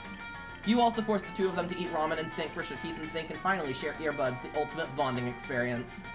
It seems nonsensical, but by doing these menial tasks together, Joy and Dahlia understand each other on a much deeper level, allowing them to fight like a well-oiled machine. Soon they are ready to fight Dimitri. Evangelion trash that you are, you've already brought 2 giant robots into the Camp Dome arena for them to mount and fight in sync. Wait, do we have to fight in giant robots? I just thought we'd, use a combination of spells and punching until Dimitri retreats. No, fuck that. Fuck logic. You've been waiting for this moment your whole life. Get in the fucking robot. Actually, I'm not too thrilled about fighting 2 giant robots. Also, that whole training sequence took forever, and I should have been back in my campground several hours ago. Hey, no backing down now, bozo. Eat my metal fists. I'll be Like my shiny metal ass. Hey, do you guys hear that? I think it's evil calling me back into the dark abyss, like right now. Gotta go. Dimitri throws a smoke bomb on the ground. When it clears, you can see him sprinting away from Camp Dome. At least he's gone, but you're still bummed you didn't get to reenact Evangelion fight. But hey, thank you for helping Joy and Dahlia get the robots anyway. They hug you. In sync. It gives you +2 charm and +1 boldness.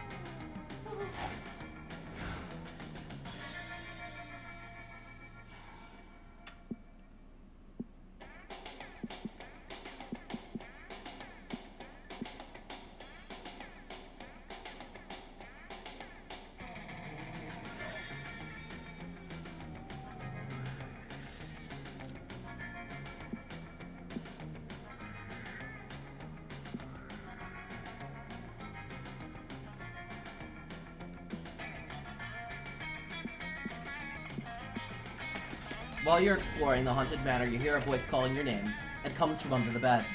2 blood-red eyes stare at you from the inky darkness of under the bed. The voice that sounds older than time whispers.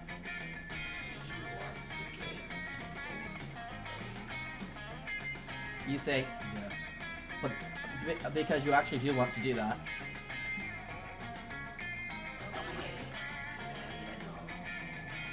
Whatever that thing is, it gives you +3 boldness. What a nice under-the-bed thing.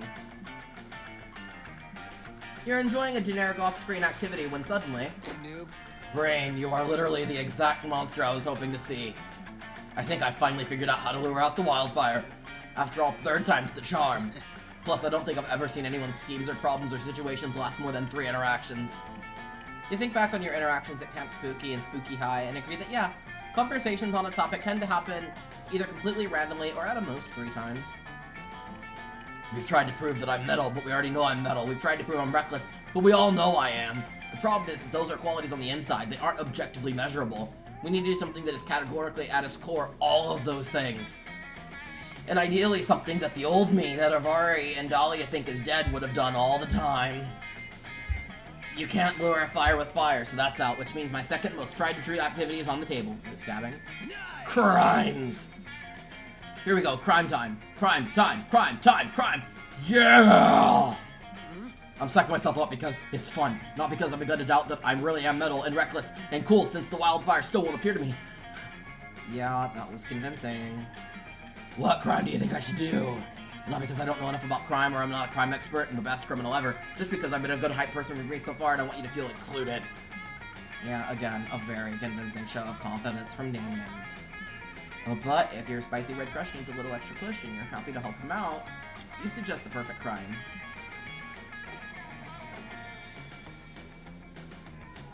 A heist. It's time to steal someone's heart. Oh, good point. Why didn't I think of that? That's like Mr. Rogers says, the best crime is whatever's closest to you and requires the least amount of effort. Damien pulls out a knife and fucking stabs you. I wanted him to see him stab something, and I knew that that was a bad choice, but I just wanted him to stab something, even if it's me. Okay, even if it's me, I don't care. He delicately cuts out your heart and holds the still pulsating organ in his hand. Huh, it's weird. This somehow feels not as satisfying as it used to. I can't quite explain it. It's like the sheer jolt of adrenaline from stabbing someone has devolved into a passing amusement. It's instantly hollow. Agony sears through your system as your pathetic body begins to fail without a heart. You're in excruciating pain. Ugh, what if Ravi and Dahlia were right? What if I really have changed? You're not sure, but what has changed is your body's ability to pump blood to keep it alive. Was this even a crime? I mean, you're the one who told me to steal your heart. If I have your full and knowing consent, then you were either A, doing a favor, or maybe it's your kink, I don't know. See, none of the above. It wasn't a favor since you were trying to... Oh, see, none of the above. It really wasn't a favor since you were trying to get him to flirt with you. But because of the excruciating torment you're feeling, it's for sure not your kink. Maybe this whole quest was misguided. Maybe I should have let Dahlia and Avari beat me like that. Maybe I really have changed, and maybe that's okay. There's a time where I would have been delighted to see all this blood pouring out of you and your heart. But now I'm just really interested in the color contrast between your body and that blood, and I'm wondering if I should take up painting. You see a bright white light at the end of a tunnel guiding you onward. Loser. This crime didn't help me at all. Your idea sucks ass. That's the last thing you ever hear. Before responding at your last save point, you're alive, but who cares? You didn't help Damien, and now he thinks your ideas suck ass. You make a joke about wanting Damien to suck your ass or vice versa, but you're too busy mourning your -4 fun and -2 smarts. The last day of summer is here.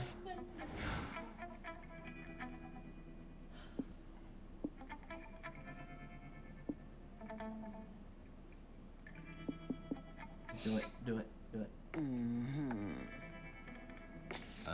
Okay. I'm gonna get rejected, but it's fine. I always get rejected by Damien, it's fine. You finally gather the courage and ask your beloved to watch the meteor shower with you. The two of us? A summer fling?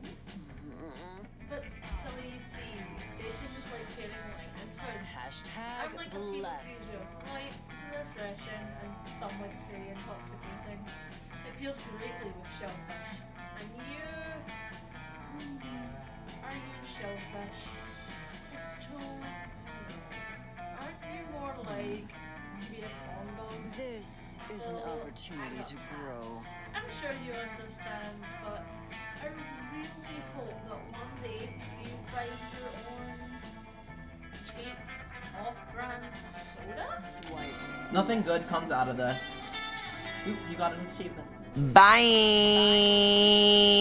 Bye!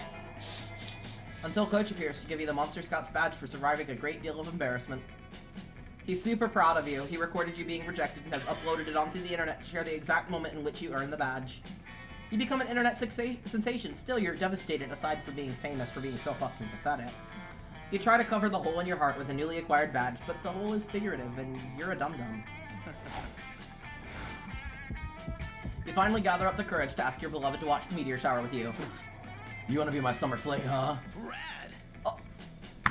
I always lose, Damien. Damien always rejects me. He always rejects me. I go for I go for him every fucking time, and he always rejects me. I am just so touched. So touched. That sounds fucking rad. We can do so much more dangerous shit together before school starts again. I have so many terrible ideas on ways to blow shit up that I can only do with another person. So Brain, care to be my partner in crime?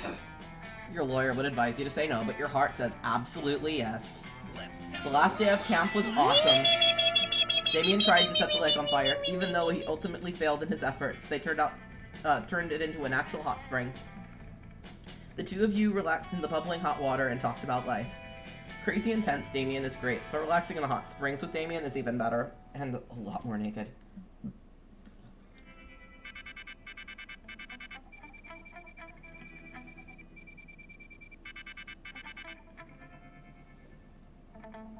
Okay, so we have a store we get to go to after the thingy is over. Before we knew it, those weeks were gone. It felt like a hot minute, and it felt like an entire lifetime. That night, as we saw summer coming to an end, we all wondered what would come next for us. It felt like the end of something big. Little did we know life still had many wonders and misadventures in store for us. Now I'm older and I can see it. How many of those years became the foundation for the mythology of our lives? Broken hearts turned into tragedies. For centuries, wild nights became epics treasured forever. Every kiss and every laugh is now a constellation and we'll always find it gazing into the starry night, no matter how many years go by. Even today, I can still close my eyes and I'm there. On that last summer night, feeling like I was just starting to live life. With all my friends around that campfire. So young and unafraid. And so ready to start.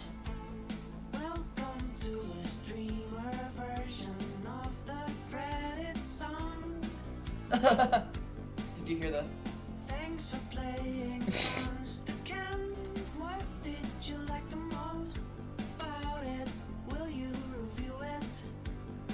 I am the bringer of a message just for you, oh live streamers of the world. I was commissioned to write a song about your issues so you can use it with no conditions. It's a pinky promise. It won't strike you down, down, down. We won't bother you down the line. You will monetize. Streaming monster. You might have gotten Dahlia. I would have got Dahlia. Get a strike. Playing monster camp. You'll be just fine. Streaming monster camp. You and my husband. You will monetize. Playing Oh, was that me bumping the skip button?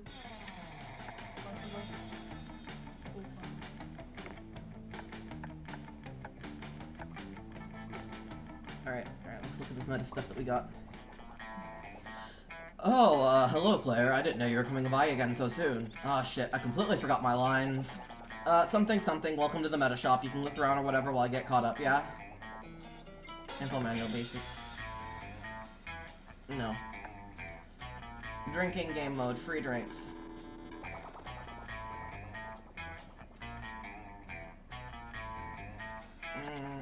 Sketch pack.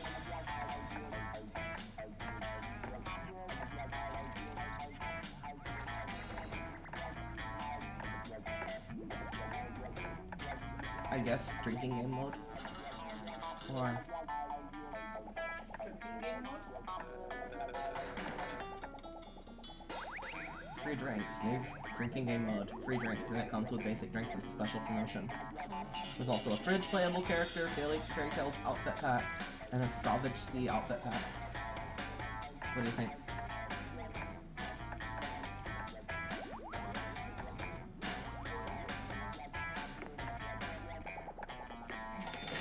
Ooh, that's a good one. Farewell, player.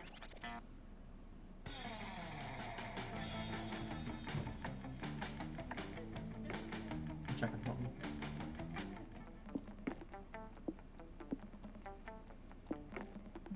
Oh, I was trying to see if drinking game mode was an actual mode. Yeah.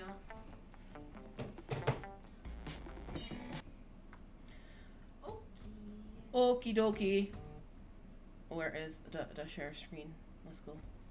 Share screen. Share screen. Share screen. Alright, so our chatterers have been Runaway VR, V the Bean, and Sound Alerts. Sound alerts. Sound Alerts. Yeah. Alright, you guys ready for this? Let's play a sound alert to show that we are ready!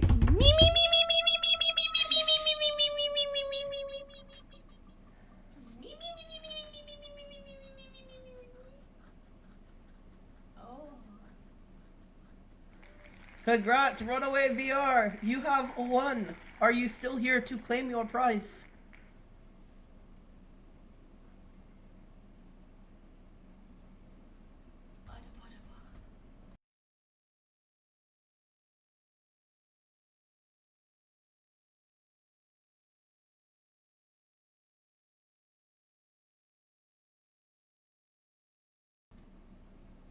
If you're still here, go ahead and let us know if you are interested in the free game. Yo-ho. Yo-ho, hello family. Hello-ho. Hello-ho. Possibly has disappeared. I mean, it is. Yeah, it is like 4 in the morning there. Yeah. And the world stands with Ukraine. Yes. Okie dokie. Well, it has been a delight having... I know, V, I'm sorry. Hey, if he either doesn't claim his prize within the next, like, 24 hours and let us know that, like, he's gonna claim it or whatever, then there will be another spin. And considering when you remove him, it's just you and sound alerts. You have a chance if the prize isn't claimed. Yeah. Oh, Aww. You want the stream to continue with us just bullshitting around and watching movies? Well, see, we would, but see, that would get us copyright struck. And also, my Fallout game has way too much nudity to be okay on Twitch. Yeah. It is entirely naked. We could show mine, but that would require far too many cables that I am willing to work with right now. Oofdles, yeah. Oofles. Yeah. But anyway, it has been a delight to have everybody. Thank you for coming. We do random giveaways kind of often, so if you show up and you chatter, you might have a chance to win a giveaway. You just have to be around your Discord sometime within the next, like, 24 hours to claim it. It's fine. Let's see. Tomorrow is a multiplayer game day. So we're doing something.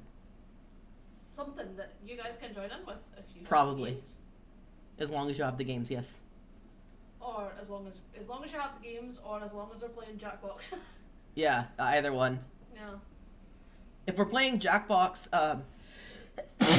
we'll just need a number of people to say that they are going to be there and confirm it so that we know we have enough people for a game. Because, you know, they tend to require like 4 people minimum. So, if people are super interested in Jackbox, go to the Discord and chant Jackbox, and you will get Jackbox.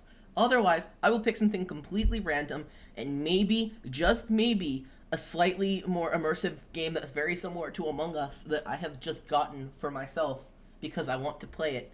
And I'm very interested in not knowing what the fuck is going on. So we will see. Next week should be fairly standard. We still have forgotten to make the request of special guest. So we will see if special guest is interested for Saturday. If special guest is listening and wants to say that they are interested, that is cool too. But anyway, keep it creepy, keep it weird, and always stay queer. And what the fuck is happening to your face? I was having issues.